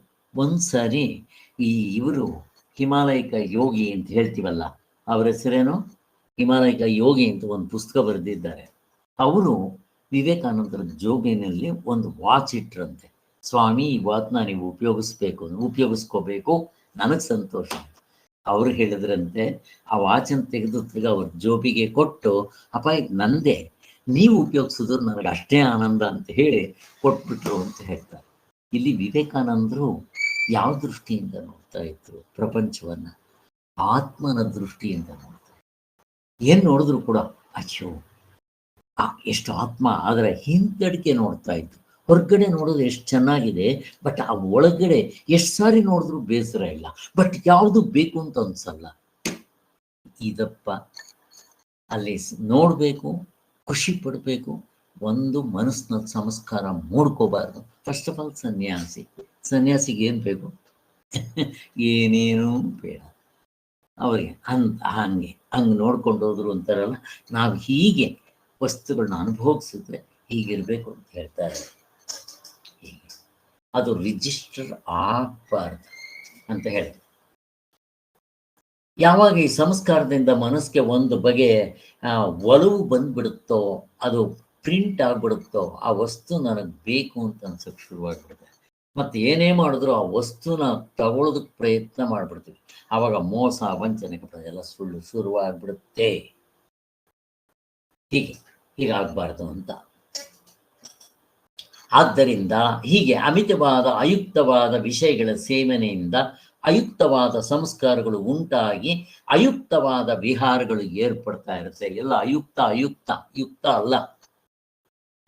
ಆದರೆ ನಮ್ಮ ಮನಸ್ಸಿನಲ್ಲಿ ವಸ್ತುಗಳೆಲ್ಲ ಬೇಕಾಗಿರೋದು. ಮತ್ತೇನು ಬೇಕು? ಸ್ವಾಮಿಗಳು ಪುಸ್ತಕ ಓದಿದ್ರೆ ಅಯ್ಯೋ ಈ ಪುಸ್ತಕ ಎಷ್ಟು ಚೆನ್ನಾಗಿದೆ, ಅಯ್ಯೋ ಈಗ ಆ ಪುಸ್ತಕ ಓದಿದ್ರೆ ಅದು ಚೆನ್ನಾಗಿದೆ. ಇವುಗಳಲ್ಲಿ ನೀವು ಎಷ್ಟು ಬೇಕಾದರೂ ಸಂಸ್ಕಾರ ಮೂಡಿಸ್ಕೊಳ್ರಿ, ತಪ್ಪಿಲ್ಲ. ಎಷ್ಟು ಓದಿದ್ರು ಆನಂದ. ಈ ಆನಂದ ಇದನ್ನೇನಂತಾರೆ, ಇದು ಆನಂದವೇ, ಅದು ಆನಂದವೇ. ಆದರೆ ಈ ಆನಂದ ಡೈಮಂಡ್ ಆನಂದ, ಅದು ಹಿತ್ತಾಳೆ ಆನಂದ. ಹೆಂಗಿದೆ ನೋಡಿ, ಇದು ಪ್ರಿಂಟ್ ಆಗ್ಬೇಕು ನಿಮ್ಮ ಮನಸ್ಸಿನಲ್ಲಿ, ಇದು ಉಳ್ಕೋಬೇಕು ಮನಸ್ಸಿನಲ್ಲಿ. ಇದನ್ನು ಹೇಳ್ತಾ ಇದ್ದೀವಿ. ಯಾರು ಈ ವಿಷಯಗಳನ್ನೇ ನೋಡಿ ಮನಸ್ಸಿನಲ್ಲಿ ಪ್ರಿಂಟ್ ಮಾಡ್ಕೊಂತಾರೋ ಅವ್ರಿಗೇನಂತಾರೆ, ವಿಷಯಿಗಳು. ವಿಷಯಿಗಳು ಅಂತಾರೆ.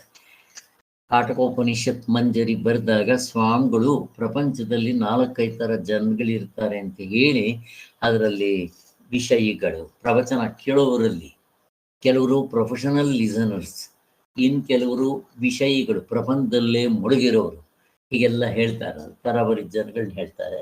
ಇಷ್ಟು ಸಾಕು. ಸೊ ಆದ್ದರಿಂದ ಇಲ್ಲಿ ಮುಮುಕ್ಷುಗಳು. ಯಾರು ಮುಮುಕ್ಷುಗಳು? ನನ್ನ ಮೋಕ್ಷವೇ ಬೇಕು ಅಂತ ಹೇಳುವರು, ವಿಷಯಗಳ ಆಸೆ ಇಲ್ಲದೆ ಅವನು ಆತ್ಮನೇ ಬೇಕು ಅಂತ ಹೇಳುವಂಥವನು.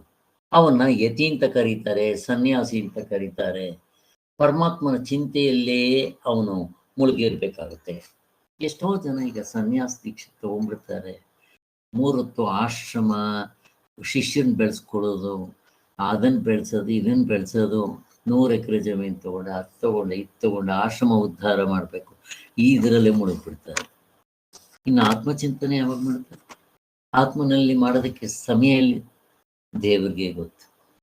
ಇದನ್ನ ಸನ್ಯಾಸ ಬಟ್ಟೆ ತಗೊಂಡು ಮಾಡ್ಬೇಕೇನೋ? ಬೇಕಾಗಿಲ್ಲ. ಬೆಳೆ ಬಟ್ಟೆ ತಗೊಂಡು ಮಾಡಕ್ ಬರೋದೇ? ಅದನ್ನೇ ಹೇಳಿದ್ ನಿಮ್ಗೆ, ನರೇಂದ್ರ ಮೋದಿಗೂ ಮತ್ತೆ ಆ ಸನ್ಯಾಸಿಗಳು. ಹೀಗೆ. ಸೊ ಒಂದ್ಸಾರಿ ಏನಾಯ್ತಂದ್ರೆ, ವಿವೇಕಾನಂದರು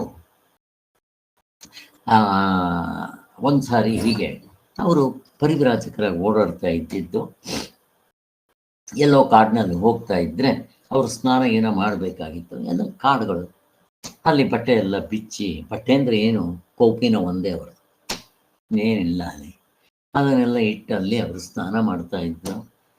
ಕೋತಿ ಬಂದ ಕೋಪಿನ ತಗೊಂಡು ಹೋಗ್ತಾಯಿದ್ರು. ಕೊನೆಗೆ ಇವ್ರಿಗೆ ಬಟ್ಟೆ ಇಲ್ಲ, ಏನೂ ಇಲ್ಲ, ಇದ್ದಿದ್ದೆ ಕೋಪಿನ. ಕೊನೆಗೆ ಅದನ್ನು ಹೋಗಿದ್ದೆ ಆ ಕೋತಿ ಏನು ಪ್ರಯತ್ನ ಮಾಡಿದ್ರು ಅದು ಕೆಳಗೆ ಹಾಕಲೇ ಇಲ್ಲ. ಮರದಿಂದ ಮರಕ್ಕೆ ಹಾರ್ಕೊಂಡು ಹೋಗೋದು ಏನೋ ಮಾಡ್ತಾ ಇದ್ರು. ಕೊನೆಗೆ ರಾಧೆ ಅಂತ ಪ್ರಾರ್ಥನೆ ಮಾಡ್ತಾರೆ, ಅಮ್ಮ ತಾಯಿ ಇವರು ನಾನು ಬೇರೆ ಹೋಗಿದ್ದೆ, ನಾನು ಸೂಸೈಡ್ ಮಾಡ್ಕೊಂಡ್ಬಿಡ್ತೀನಿ ಅನ್ನೋವರೆಗೂ ಹೋಗ್ಬಿಡ್ತಾರೆ. ಅಷ್ಟರಲ್ಲಿ ಅವ್ರ ಮನಸ್ಸಿನಲ್ಲಿ ಆ ಥರ ಒಂದು ಥಾಟ್ ಬಂತಂತೆ.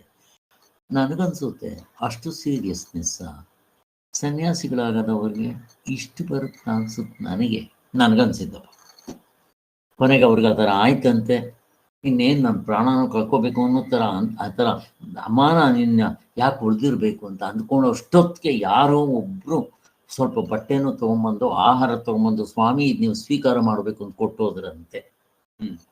ಅದಾದಮೇಲೆ ಅವರ ಆಹಾರನು ಆ ಬಟ್ಟೆ ತಗೊಂಡು ಸ್ವೀಕಾರ ಮಾಡಿ, ಹಾಗೆ ನಮಗೆ ಪರಮಾತ್ಮನು ಆ ದೇವ್ರನ್ನ ನಂಬಿದ್ರೆ ಯಾವ ಸಮಯದಲ್ಲಿ ಏನು ಬೇಕೋ ಅದನ್ನು ಪರಮಾತ್ಮ ನೋಡ್ಕೊಳ್ತಾರೆ. ಫಸ್ಟ್ ನಾವು ಪರಮಾತ್ಮನ ನಂಬೋ ಅಂತ ಒಂದು ಕಲೆ ಬರಬೇಕು ನಮಗೆ. ಫಸ್ಟ್ ಆಫ್ ಆಲ್ ನಮ್ಗೆ ನಂಬಿಕೆನೇ ಇರುತ್ತೆ. ಪರಮಾತ್ಮ ಕೈ ಕೊಟ್ಟರೆ ಅಂತಾನೆ ಅಂದ್ಕೊಂಡು ಎಷ್ಟೋ ಜನ ಸನ್ಯಾಸಿಗಳು ನಾನು ನೋಡಿದ್ದೀನಿ, ಬ್ಯಾಂಕ್ನಲ್ಲಿ ಬ್ಯಾಲೆನ್ಸ್ ಇಟ್ಕೊಂಡಿರ್ತಾನೆ. ಅಕಸ್ಮಾತ್ ಪರಮಾತ್ಮನ ಮೇಲೆ ನಂಬಿಕೆ ಎಲ್ಲಿರುತ್ತೆ? ಇವರು ಬ್ರಹ್ಮಚೈತನ್ಯ ಜೋಬ್ನಲ್ಲಿ ದುಡ್ಡು ಇಟ್ಕೊಂಡು ಹೋದ್ರೇನು? ರಮಣ ಮಹರ್ಷಿಗಳು 5 ರೂಪಾಯಿ ಇತ್ತು, ಏನು ಮಾಡಿದ್ರು? ಅವ್ರು ಹೋಗೋ ಅಷ್ಟೊತ್ತಿಗೆ ಎಲ್ಲ ಆ ಕಡೆ ಖರ್ಚು ಮಾಡಿಕೊಂಡು ಕೊಟ್ಕೊಂಡೆಲ್ಲ ಹೋಗೇ ಬಿಟ್ರು, ಮುಗಿದು ಹೋಯ್ತು. ಇನ್ನು ಇವರು ಅದೇನೇ ಆವಾಗ ಸ್ವಾಮಿ ಈಗಿನ ಕಾಲದಲ್ಲಿ ಯಾರು ಮಾಡ್ತಾರೆ ಅಂತಂದರೆ, ಇದು 1920ನೇ ಇಸ್ವಿಲಿ ಆಗಿರೋದು. 20ನೇ ಇಸ್ವಿಲೂ ಅಲ್ಲ, ಅದೇ ಮೋಸ್ಟ್ಲಿ 20ನೇ ಇಸ್ವಿಲಿ ಆಗಿರಬೇಕು, 20-25. ಯಾರು? ರಾಮದಾಸರು, ಕನ್ನಂಗಡ ರಾಮದಾಸರು. ಹೆಂಡತಿ ಬಿಟ್ಟರು, ಮಕ್ಕಳು ಬಿಟ್ಟರು, ಜೋಬ್ನಲ್ಲಿ ಒಂದು ಪೈಸಾ ಇಲ್ಲ, ಹಾಗೆ ಹೋದರು. 2 ವರ್ಷಗಳ ಕಾಲ ಪರಮಾತ್ಮ ಅವ್ರಿಗೆ ಅನ್ನ ಹಾಕಿಲ್ವೇನೋ, ಬಟ್ಟೆ ಕೊಟ್ಟಿಲ್ವೇನೋ, ಹಂಗಿದ್ರು. ಹಾಗೆ ಪರಮಾತ್ಮನ ನಂಬಿದ್ರೆ ಏನು ಬೇಕಾದರೂ ಮಾಡ್ತಾರೆ. ಟ್ರೈನಿಂದ ಎಲ್ಲಿಗೆ ಹೋಗ್ಬೇಕಾದ್ರೂ ದುಡ್ಡಿಲ್ಲ, ಏನಿಲ್ಲ, ಹತ್ಬಿಡೋದು, ಹೋಗ್ತಾರೆ. ಒಂದು ಸಾರಿ ಏನಾಯ್ತು, ಇವರಿಗೆ ಸನ್ಯಾಸಿಗಳು ಆಗಿರ್ತಾರೆ ಆವಾಗಲೇ. ಕೊನೆಗೆ ಒಂದು ಚೀಲ ಅದಷ್ಟೇ, ಚೀಲದಲ್ಲೇನೋ 1-2 ಬಟ್ಟೆ, ಟವಲ್ಲು ಮತ್ತು ಒಂದು ಭಗವದ್ಗೀತೆ, ಒಂದು ಬೈಬಲ್. ಸರಿ, ಹಂಗೆ ಹೋಗ್ತಾ ಇದ್ರು. ಟಿಕೆಟ್ ಇಲ್ಲ, ಮಣ್ಣಿಲ್ಲ, ಹತ್ಬಿಡೋದು ಟ್ರೈನ್ಗೆ. ಎಲ್ಲಿ ಹೋದ್ರೆ ಅಲ್ಲಿ ಹತ್ಬಿಡೋದು. ಹತ್ಬಿಟ್ಟಿದ್ರು, ಹೋಗ್ತಾ ಇತ್ತು. ಮಧ್ಯದಲ್ಲಿ ಟಿಕೆಟ್ ಕಲೆಕ್ಟರ್ ಬಂದ ಇವನ್ನೆಲ್ಲ ಇಳಿಸಿದ್ರು. ಇಳಿಸಿದ್ದೆ ಅಲ್ಲಿ ಅವನು ಟಿಕೆಟ್ ಕಲೆಕ್ಟ್ರು ಎಂಜಾಯ್ ಮಾಡ್ತಾ ಇದ್ದಾನೆ. ಯಾರ್ಯಾರು ಟಿಕೆಟ್ ಇಲ್ಲದೆ ಬಂದಿದ್ರು ಎಲ್ಲ ಸ್ವಲ್ಪ ಸನ್ಯಾಸಿಗಳು, ಅವರು ಇವರು ಎಲ್ಲ, ಏಯ್ ಈ ಕಡೆ ಬಾರ ಅನ್ನೋದು. ಅವನು ಈ ಕಡೆ ಬಂದರೆ ಆ ಕಡೆ ಹೋಗೋ ಅನ್ನೋದು, ಕೂತ್ಕೊಳ್ಳೋ ಅನ್ನೋದು, ಹೇಳೋ ಅಂತ ಅನ್ನೋದು, ಎಲ್ಲಿ ನೀನು ಬ್ಯಾಗ್ ಕೊಡೋ ಅನ್ನೋದು, ಎಲ್ಲ ಉಯ್ಯೋ ಅನ್ನೋದು, ಹಿಂಗೆಲ್ಲ ಮಾಡ್ತಾ ಇದ್ದಂತೆ. ಎಲ್ಲರನ್ನು ಹಿಂಗೆ ಅವನು ಎಂಜಾಯ್ ಮಾಡ್ತಾ ಇದ್ದ, ಆಟ ಆಡಿಕೊಂಡು. ಅವನೊಂದು ಎಂಜಾಯ್ಮೆಂಟ್. ಅವ್ರು ಇಂಗ್ಲೀಷ್, ಇವರು ಅವರೆಲ್ಲ ಇದ್ದವನು ಟ್ರೈನು ಟಿಕೆಟ್ ಕಲೆಕ್ಟ್ರು. ಕೊನೆಗೆ ಇವ್ರದ್ದು ಬಂತಂತೆ. ಏನೋ ಹೋಗೋ, ಬಾರೋ, ಕೂತ್ಕೊಳ್ಳೋ, ಹೇಳೋ, ಹಿಂಗೆಲ್ಲ ಮಾಡ್ತಾ ಇದ್ರಂತೆ. ನಿಮ್ಮ ಬ್ಯಾಗ್ನಲ್ಲಿ ಏನಿದೆ ಉಯ್ ಅಂದ್ರಂತೆ. ಎಲ್ಲ ಉಯ್ದ್ರಂತೆ. ಅದ್ರಲ್ಲಿ ನೋಡಿದ್ರೆ ಬೈಬಲ್ ಸಿಕ್ತಂತೆ. ಬೈಬಲ್ ಸಿಕ್ಕಿದ ತಕ್ಷಣ ಅವನು, ಬೈಬಲ್ ಓದ್ತೀಯ ನೀನು, ನಿಂಗೆ ಅರ್ಥ ಆಗುತ್ತಾ? ಯಾಕೆ ಓದ್ಬಾರ್ದು ಅಂದ್ರಂತೆ. ಏನೋ ಕೇಳಿದ್ರು, ಅದಕ್ಕೆ ಸರಿಯಾಗಿ ಉತ್ತರನೂ ಕೊಟ್ಟರು. ತುಂಬ ಖುಷಿ ಆಗುತ್ತೆ. ಸ್ವಾಮಿ ನಾನು ಕ್ಷಮಿಸಿ ಅಂತ ಹೇಳಿ ಅವ್ರನ್ನ ಗೌರವದಿಂದ ನೋಡಿಕೊಂಡು ಅವ್ರನ್ನ ಕರ್ಕೊಂಡೋಗಿ ಊಟ ಗೀಟ ಕೊಟ್ಟು, ನೆಕ್ಸ್ಟ್ ಸ್ಟೇಷನ್ ನೀವೆಲ್ಲ ಹೋಗ್ಬೇಕು ಅಲ್ಲಿ ಹೋಗಿ ದುಡ್ಡು ಕೊಡಬೇಡಿ ಅಂತ ಅವನೇ ದುಡ್ಡು ಕೊಟ್ಟು ಕಳ್ಸೋದು. ಹೇಗೆ ನೋಡ್ರಿ ಸ್ವಾಮಿ, ಭಗವಂತನ ಮೊರೆ ಹಾಗೆ ಮಾಡಿಕೊಂಡು ಹೋದರೆ ಆ ಭಗವಂತ ಕಾಪಾಡ್ತಾನೆ. ನಮ್ಗೆ ಅದ್ರ ಮೇಲೆ ನಂಬಿಕೆ ಇದೇ ಇರೋದು. ಅದನ್ನು ಹೇಳ್ತಾ ಇದ್ದಾರೆ.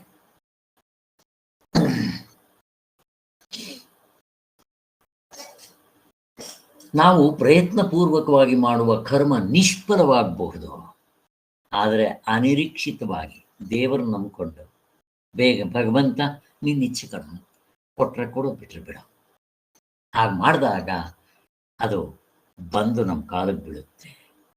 ಹೀಗೆ ಇದರ ತತ್ವ ಏನಪ್ಪ ಅಂತಂದರೆ, ನಾವು ಸ್ವಪ್ರಯತ್ನದಿಂದ ವಿಷಯಗಳನ್ನು ಸಂಪಾದನೆ ಮಾಡಿಕೊಂಡು ನಮ್ಮನ್ನು ನಾವು ಕಾಪಾಡಿಕೊಳ್ತೀವಿ ಅನ್ನೋದು ಸುಳ್ಳು. ಮತ್ತೇನು? ಮರೆ ಹೋಗ್ರಿ ಭಗವಂತನಿಗೆ. ನೀನೇನು ಇಡ್ತೀವಿ ಇಡು, ಹಾಲಲ್ಲಾದರೂ ಇಡು, ನೀರಲ್ಲಾದರೂ ಮುಳುಗಿಸು ಅಂತ ಹೇಳ್ತಾರಲ್ಲ ರಾಘವೇಂದ್ರ ಅಂತ. ಹಾಗೆ ಈಶ್ವರನ ಅನುಗ್ರಹದಿಂದಲೇ ನಮಗೆ ಬೇಕಾದ ಕೊಡ್ತಾನೆ. ನಮ್ಗೆ ಯಾವ ಸಮಯಕ್ಕೆ ಏನು ಬೇಕೋ ಅದು ಕೊಟ್ಟೆ ಕೊಡ್ತಾನೆ. ನನ್ನ ಅನುಭವದಲ್ಲಿ ಉಕ್ತ ಇದು ಎಷ್ಟೊಂದು ಸಾರಿ ಹೊಂದಿದೆ. ಆ ಥರ ಗೊತ್ತಾಗುತ್ತೆ ನಮಗೆ. ಇದನ್ನು ಮಾಡ್ಕೊತಾ ಹೋಗ್ಬೇಕಷ್ಟೆ. ನಾವು ಭಗವಂತ ನೀನೇ ಬೇಕು ಅಂತ ಮರೆ ಹೋಗಬೇಕು. ವಿಷಯಗಳು ನಮ್ಮನ್ನು ಕಾಪಾಡುತ್ತೇವೆ ಎಂದು ನಮ್ಮ ಪ್ರಯತ್ನ ಜೀವನದಲ್ಲಿ ಜಯಪ್ರಪ ಆಗುತ್ತೆ ಅಂತ ನಾವು ತಿಳ್ಕೊಂಡಿರ್ತೀವಿ. ವಿಷಯಗಳು ಎಂದಿಗೂ ಇಲ್ಲ. ಆ ವಿಷಯಗಳನ್ನು ಸೃಷ್ಟಿ ಮಾಡಿದ ಪರಮಾತ್ಮನ ಹಿಡ್ಕೊಂಡ್ರು. ಯಾರು ಇದಕ್ಕೆಲ್ಲ ಯಜಮಾನ? ಅವನ್ನ ಹಿಡ್ಕೊಂಡ್ರು. ನಾವೇನು ಮಾಡ್ತೀವಿ ಅಂತಂದರೆ, ಆ ನಾಯಿನೇ ಸಂದಾಶಿ ಮಾಡೋಕ್ಕೆ ಪ್ರಯತ್ನ ಮಾಡ್ತೀವಿ. ಅದಕ್ಕೆ ಬ್ರೆಡ್ ಹಾಕ್ತೀವಿ, ಎಲ್ಲ ಹಾಕ್ತೀವಿ. ಅದು ಸುಮ್ಮನೆ ಆಗುತ್ತೇನೋ? ಬೊಗಳ್ತಾ ಇದ್ರೆ ನಾಯಿಗೆ ಅದು ಬ್ರೆಡ್ ಹಾಕಿದ್ರೆ ತಿನ್ನೋವರೆಗೂ ತಿನ್ನುತ್ತೆ, ಮತ್ತೆ ಬಬ್ ಅನ್ನುತ್ತೆ. ಏನು ಮಾಡ್ಬೇಕು? ಇದಕ್ಕೆ ಪ್ರಶ್ನೆ ಕೇಳ್ತಾ ಇದ್ದೀನಿ. ಏನು ಮಾಡ್ತೀವಿ? ಓನರ್ ಕೂಗ್ಬೇಕು. ಯಜಮಾನ್ರೇ ಅಂತನ್ರಿ. ಆ ಯಜಮಾನ್ರು ಒಂದು ಮಾತಲ್ಲಿ ಏಯ್ ಸುಮಾರಾವ್ ಅಂದರೆ ಸಾಕು.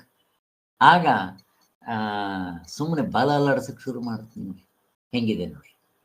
ಹಾಗೆ ಇಲ್ಲಿ ನಮ್ಮ ಬೀದಿ ನಾಯಿ ಇದೆ, ರಾಣಿ ಅಂತ ಹೆಸರು ಅದಕ್ಕೆ.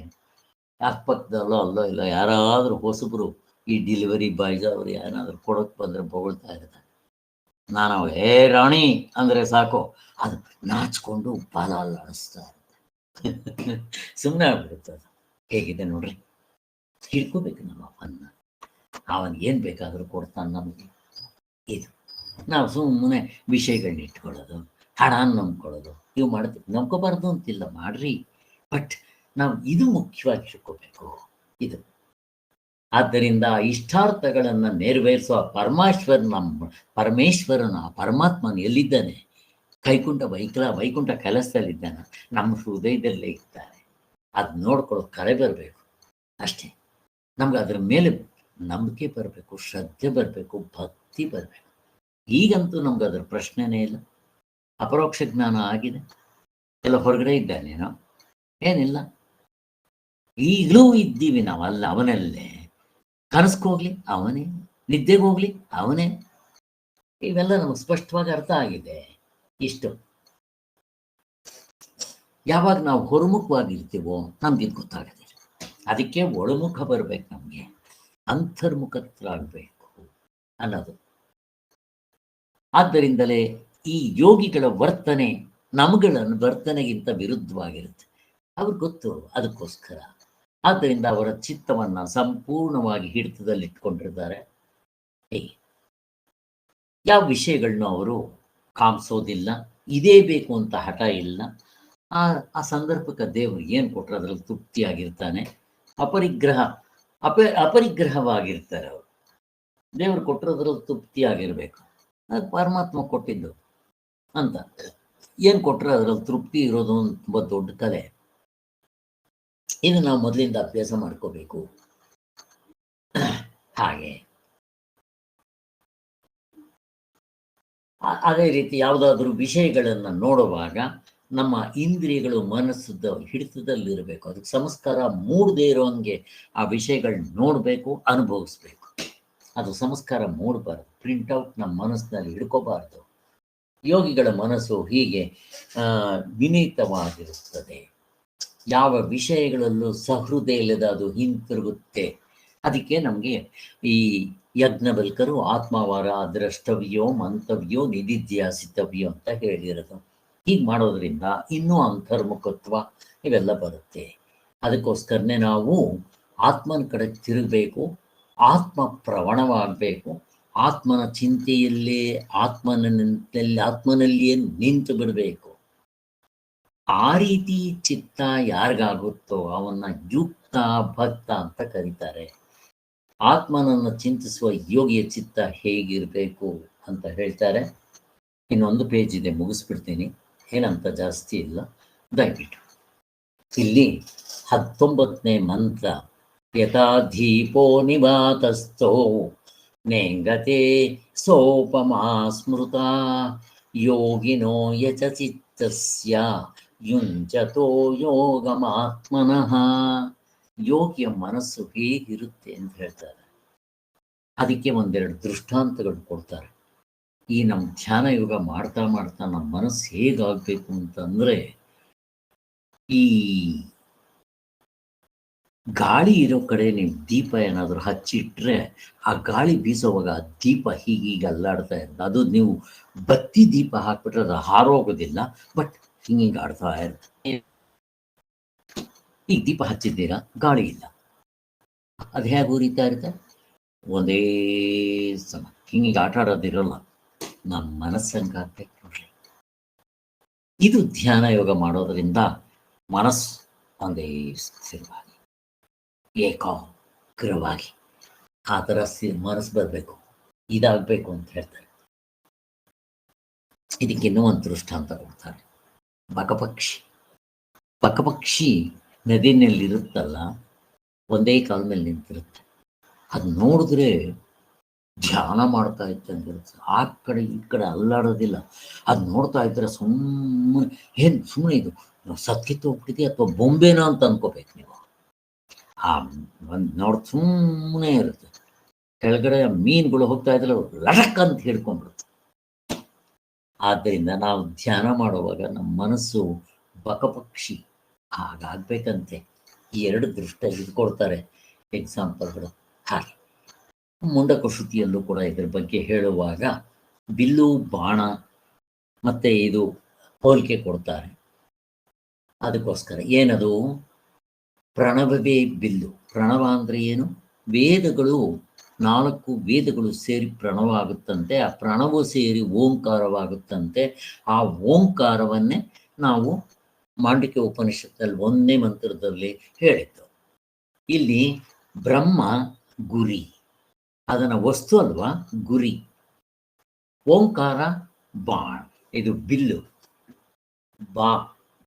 ಬಿಲ್ಲು ಬಾಣದ ರೂಪಕ್ಕೆ ಕೊಟ್ಟು ಇದನ್ನು ವರ್ಣನೆ ಮಾಡಿರ್ತಾರೆ. ಪ್ರಣವವೇ ಬಿಲ್ಲು. ಬಿಲ್ಲು ಅಂದ್ರೆ ಏನು? ಪ್ರಣವ. ಪ್ರಣವ ಅಂದ್ರೇನು? ಓಂಕಾರ. ಅಕಾರ ಉಕಾರ ಮಕಾರ ಸೇರಿರುತ್ತಲ್ಲ ಅದು. ಆತ್ಮನೇ ಬಾಣ. ಆತ್ಮ ಏನು? ಬಾಣ, ಆತ್ಮ. ಬ್ರಹ್ಮ ಏನು? ಗುರಿ. ಗುರಿ ಮಾಡಿಕೊಂಡು ಆ ಉಪಾಸನೆಯಿಂದ ಚಿತ್ತವನ್ನ ಮುಟ್ಟಿಸ್ಬೇಕು ಅಂತ. ಇದು ಉಪಾಸನೆಗೆ ಸಂಬಂಧಪಟ್ಟಿರೋದು. ಹೀಗೆ ಮೊದಲು ಆ ಉಪಾಸನೆ ಮಾಡೋರು ಈ ಕತೆ ಹೇಳ್ತಾರೆ. ಆದ್ದರಿಂದ ಇಲ್ಲಿ ಚಿತ್ತದ ಚಾಪಲ್ಯಕ್ಕೆ ಯೋಗಿಗಳ ವಿಕ್ಷೇಪ ಅನ್ನೋ ಹೆಸರು ಇಟ್ಕೊಂಡಿರ್ತಾರೆ. ಆತ್ಮಚಿಂತನೆಯಲ್ಲಿ ಆದವನಿಗೆ ವಿಷಯ ಚಿಂತನೆ ವಿಕ್ಷೇಪೆ ಅದೇ ಅಡ್ಡಿ. ಆದರೆ ಯಾರು ಈ ಧ್ಯಾನ ಯೋಗವನ್ನು ಮಾಡ್ತಾನೋ ಅವನಿಗೆ ಈ ವಿಕ್ಷೇಪ ಇರಲ್ಲ, ಸಂಕಲ್ಪ ವಿಕಲ್ಪಗಳು ಹೋಗ್ಬಿಡುತ್ತೆ, ಅದು ಬೇರೆ. ವಿಕ್ಷೇಪ ಅಂತಂದ್ರೆ ಅಲ್ಲಿ ಈ ಪಾತಂಜಲದಲ್ಲಿ 5 ವಿಕ್ಷೇಪಗಳನ್ನ ಹೇಳ್ತಾರೆ, ಅವು ಯಾವುದೂ ಇರೋದಿಲ್ಲ, ಅವನಿಗೆ. ಇಲ್ಲಿ ಧ್ಯಾನ ಯೋಗ ಮಾಡಬೇಕಾದ್ರೆ ವಿಷಯ ಅಂತಂದ್ರೆ ಅವನಿಗೆ ವಿಷ ಇದ್ದಂಗೆ ಇರಬೇಕು, ವಿಷಯಗಳ ಕಡೆ ಹೋಗದೆ ಇದ್ದ ಹಾಗೆ. ಅದಕ್ಕೆ ನಾವು ಒಂದು 3 ಗಂಟೆ ಪುಸ್ತಕ ಓದ್ಲಿ, ನನ್ನ ಮನಸ್ಸು ಆ ಕಡೆ ಹೋದೆ ಈ ಕಡೆನೇ ಇರಬೇಕು, ಇದನ್ನೇ ಹೇಳ್ತಾರೆ. ಸೊ ಈ ತಪಸ್ಸಿಗಳು ಮನಸ್ಸು ಹೇಗಿರಬೇಕು ಅಂತ ಇಲ್ಲಿ ಇನ್ನೊಂದು ದೃಷ್ಟಾಂತ ಕೊಡ್ತಾರೆ ಸ್ವಾಮಿಗಳು. ಅಲ್ಲಲ್ಲಿ ಇದು ಸುಲಿದ ಬಾಳೆಹಣ್ಣಾಗಿ ನಮ್ಗೆ ಅರ್ಥ ಆಗೋದಕ್ಕೆ ಕೊಡ್ತಾರೆ. ಅಂಗಪುರಿ ಅಂತ ಒಬ್ಳು ಕಾಮ ಮಂಜೂರಿ ಅಂತ ಒಬ್ಬ ವೇಶ್ಯೆ ಇರ್ತಾಳೆ. ಅವಳು ಆ ರಾಜರ ರಾಜಸ್ಥಾನದಲ್ಲಿ ಒಂದು ಬೆಡ್ಸ್ ಕಟ್ಕೊಂತಾರೆ. ಆ ಊರಿನ ಆಚೆ ಒಬ್ಬ ಸನ್ಯಾಸಿ 3 ಹೊತ್ತು ದೇವರ ಚಿಂತನೆ ಮಾಡ್ತಾ ಇರ್ತಾನೆ. ಆ ಸನ್ಯಾಸಿ ಮನಸ್ಸು ಬದಲಾವಣೆ ಮಾಡೋದಕ್ಕೆ ಯಾರ ಕೈನೂ ಸಾಧ್ಯ ಇಲ್ಲ ಅಂತ ಆ ರಾಜನ ಇದರಲ್ಲಿ ಚರ್ಚೆ ನಡೀತಾ ಇರುತ್ತೆ. ಆಗ ಇವಳು ಒಬ್ಳು ವೇಶ್ಯೆ ಕಾಮ ಮಂಜರಿ ಅಂತ ಅವಳು ಹೇಳ್ತಾಳಂತೆ, ನಾನು ಅವನ್ನ ಗೆದ್ಕೊಂಬಂದ್ಬಿಡ್ತೀನಿ ನೋಡ್ರಿ, ಅವನ್ನ ನಿಮ್ಮ ಅರಮನೆಗೆ ನಾಯಿ ಕುನಿತರ ನಾನು ಹಿಂದೆ ಬರ್ಬೇಕಾಗಿ ಮಾಡ್ಬಿಡ್ತೀನಿ ಅಂತ ಹೇಳ್ತಾಳು. ಅವಳು ನಿನ್ನ ಕೈನಲ್ಲಿ ಆಗಲ್ಲ ಅಂತ ಹೇಳ್ತಾರೆ. ಸರಿ ಅಂತ ಇವಳು ಹೋಗಿ ನಾನು ಪ್ರಯತ್ನ ಮಾಡ್ತೇನೆ ಅಂತ ಹೇಳಿ ಇವಳು ಅಲ್ಲಿ ಹೋಗಿದ್ದೆ. ಆ ಋಷಿಗೆ ನಂಬಿಕೆ ಬರೋ ಹಾಗೆ ಅವಳು ಅಲ್ಲಿ ಅವನಿಗೆ ಸಹಾಯ ಮಾಡೋದು, ನೀರು ತಂದು ಕೊಡೋದು, ಆಶ್ರಮ ಗುಡಿಸೋದು, ಇವೆಲ್ಲ ಮಾಡ್ತಾ ಮೆಲ್ಲಗೆ ಅವನ ಮನಸ್ಸನ್ನು ಗೆದ್ಬಿಡ್ತಾಳೆ. ಕೊನೆಗೆ ಅವನು ಎಷ್ಟು ಸೋತೋಗ್ಬಿಡ್ತಾನ ಅವಳಿಗೆ ಅಂತಂದ್ರೆ, ಪೂರ್ತಿ ಅವಳಿಗೆ ಇಷ್ಟಪಟ್ಟು ಅವಳು ಒಂದ್ಸಾರಿ ದರ ಅಂತ ಕೆಲವು ತಿಂಗಳುಗಳು ಏನೋ ಆದಮೇಲೆ ದರ ಅಂತ ನಡ್ಕೊಂಡು ಹೋಗ್ತಾ ಇದ್ರೆ ಅವನು ನಾಯಿ ಕುನ್ನಿತರ ಅವಳು ಹಿಂದೆ ಫಾಲೋ ಮಾಡಿಕೊಂಡು ರಾಜ್ಯಕ್ಕೆ ಹೋಗ್ಬಿಡ್ತಾನಂತವನು ಬೀದಿನಲ್ಲೆಲ್ಲ. ಅವನ ಮೈ ಮೇಲೆ ಪ್ರಜ್ಞೆನೇ ಇಲ್ಲ ಅಂತ. ಹೇಗಿರುತ್ತೆ ನೋಡ್ರಿ, ಹಿಂಗೆಲ್ಲ ಆಟ ಆಡಿಸುತ್ತೆ. ಸ್ವಾಮಿ, ಈ ಧ್ಯಾನ ಯೋಗ ಮಾಡೋದಿರ್ಲಿ, ಎಂತೆಂಥವ್ರಿಗೆ ಆಟ ಆಡಿಸಿದ್ದು. ವಿಶ್ವಾಮಿತ್ರನಿಗೆ ಏನು ಕಡಿಮೆ ಆಟ ಆಡಿಸಿದ್ಯಾ? ಯಾರಿಗೆ ಬಿಟ್ಟಿದೆ ಇದು? ಯಾರಿಗೂ ಬಿಟ್ಟಿಲ್ಲ. ಆದ್ದರಿಂದ ಎಷ್ಟೇ ನಾವು ಮಾಡಿದ್ರು ಇಲ್ಲಿ ಮರಳಾಗ್ಬಿಡ್ತೀವಿ, ಸೋತು ಹೋಗ್ಬಿಡ್ತೀವಿ. ಅದರಿಂದಲೇ ನನಗೂ ಈ ಕಷ್ಟ ಏನು ಅಂದರೆ, ಒಂದು ಕಡೆ ಕಾಮ, ಇನ್ನೊಂದು ಕ್ರೋಧ, ಇವೆರಡು ಗೆಲ್ಕೋಬೇಕಾದ್ರೆ ಎಷ್ಟು ಕಷ್ಟ ಇದೆ ಅಂತ ಗೊತ್ತಾಗುತ್ತೆ. ಯಾರು ಸ್ವಲ್ಪ ಹಾರ್ಡೆಂಟಾಗಿ ಈ ಕಡೆ ಪ್ರಯತ್ನ ಮಾಡ್ತಾ ಇರ್ತಾರೋ ಅವ್ರಿಗೆ ಗೊತ್ತಾಗುತ್ತೆ, ಇಲ್ಲದ್ರೆ ಬೇರೆಯವ್ರಿಗೆ ಏನಿದೆ ಅರ್ಥನೂ ಆಗೋದಿಲ್ಲ, ಕಷ್ಟ. ಆದ್ದರಿಂದ ಅವನ ಮನಸ್ಸು ಗಾಳಿ ಇಲ್ಲದ ಕಡೆಯಲ್ಲಿರೋ ದೀಪದಂತೆ ಚಿತ್ತ ಅಲುಗಾಡದೇ ಇರಬೇಕು.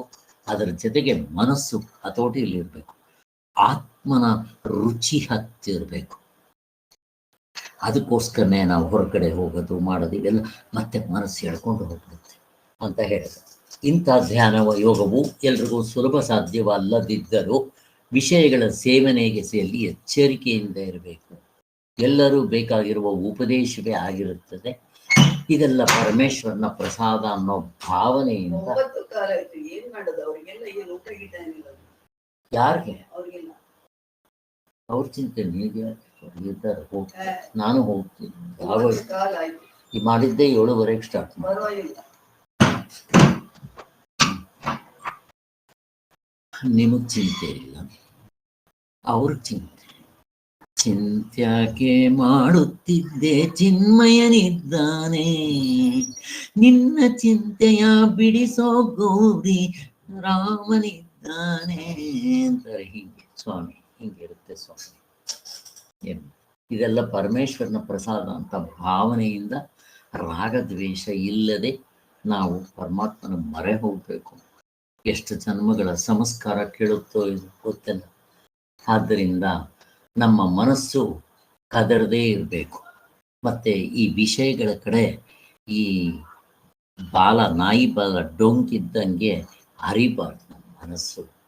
ಧ್ಯಾನ ಯೋಗವು ಕರ್ಮ ಸನ್ಯಾಸವನ್ನು ಮಾಡಬಲ್ಲ ವಿರಕ್ತರ ವಿಷಯ. ಕರ್ಮ ಸನ್ಯಾಸ ಅದಕ್ಕೆ ಕರ್ಮಯೋಗ ಚೆನ್ನಾಗಿ ಮಾಡಿರ್ಬೇಕು.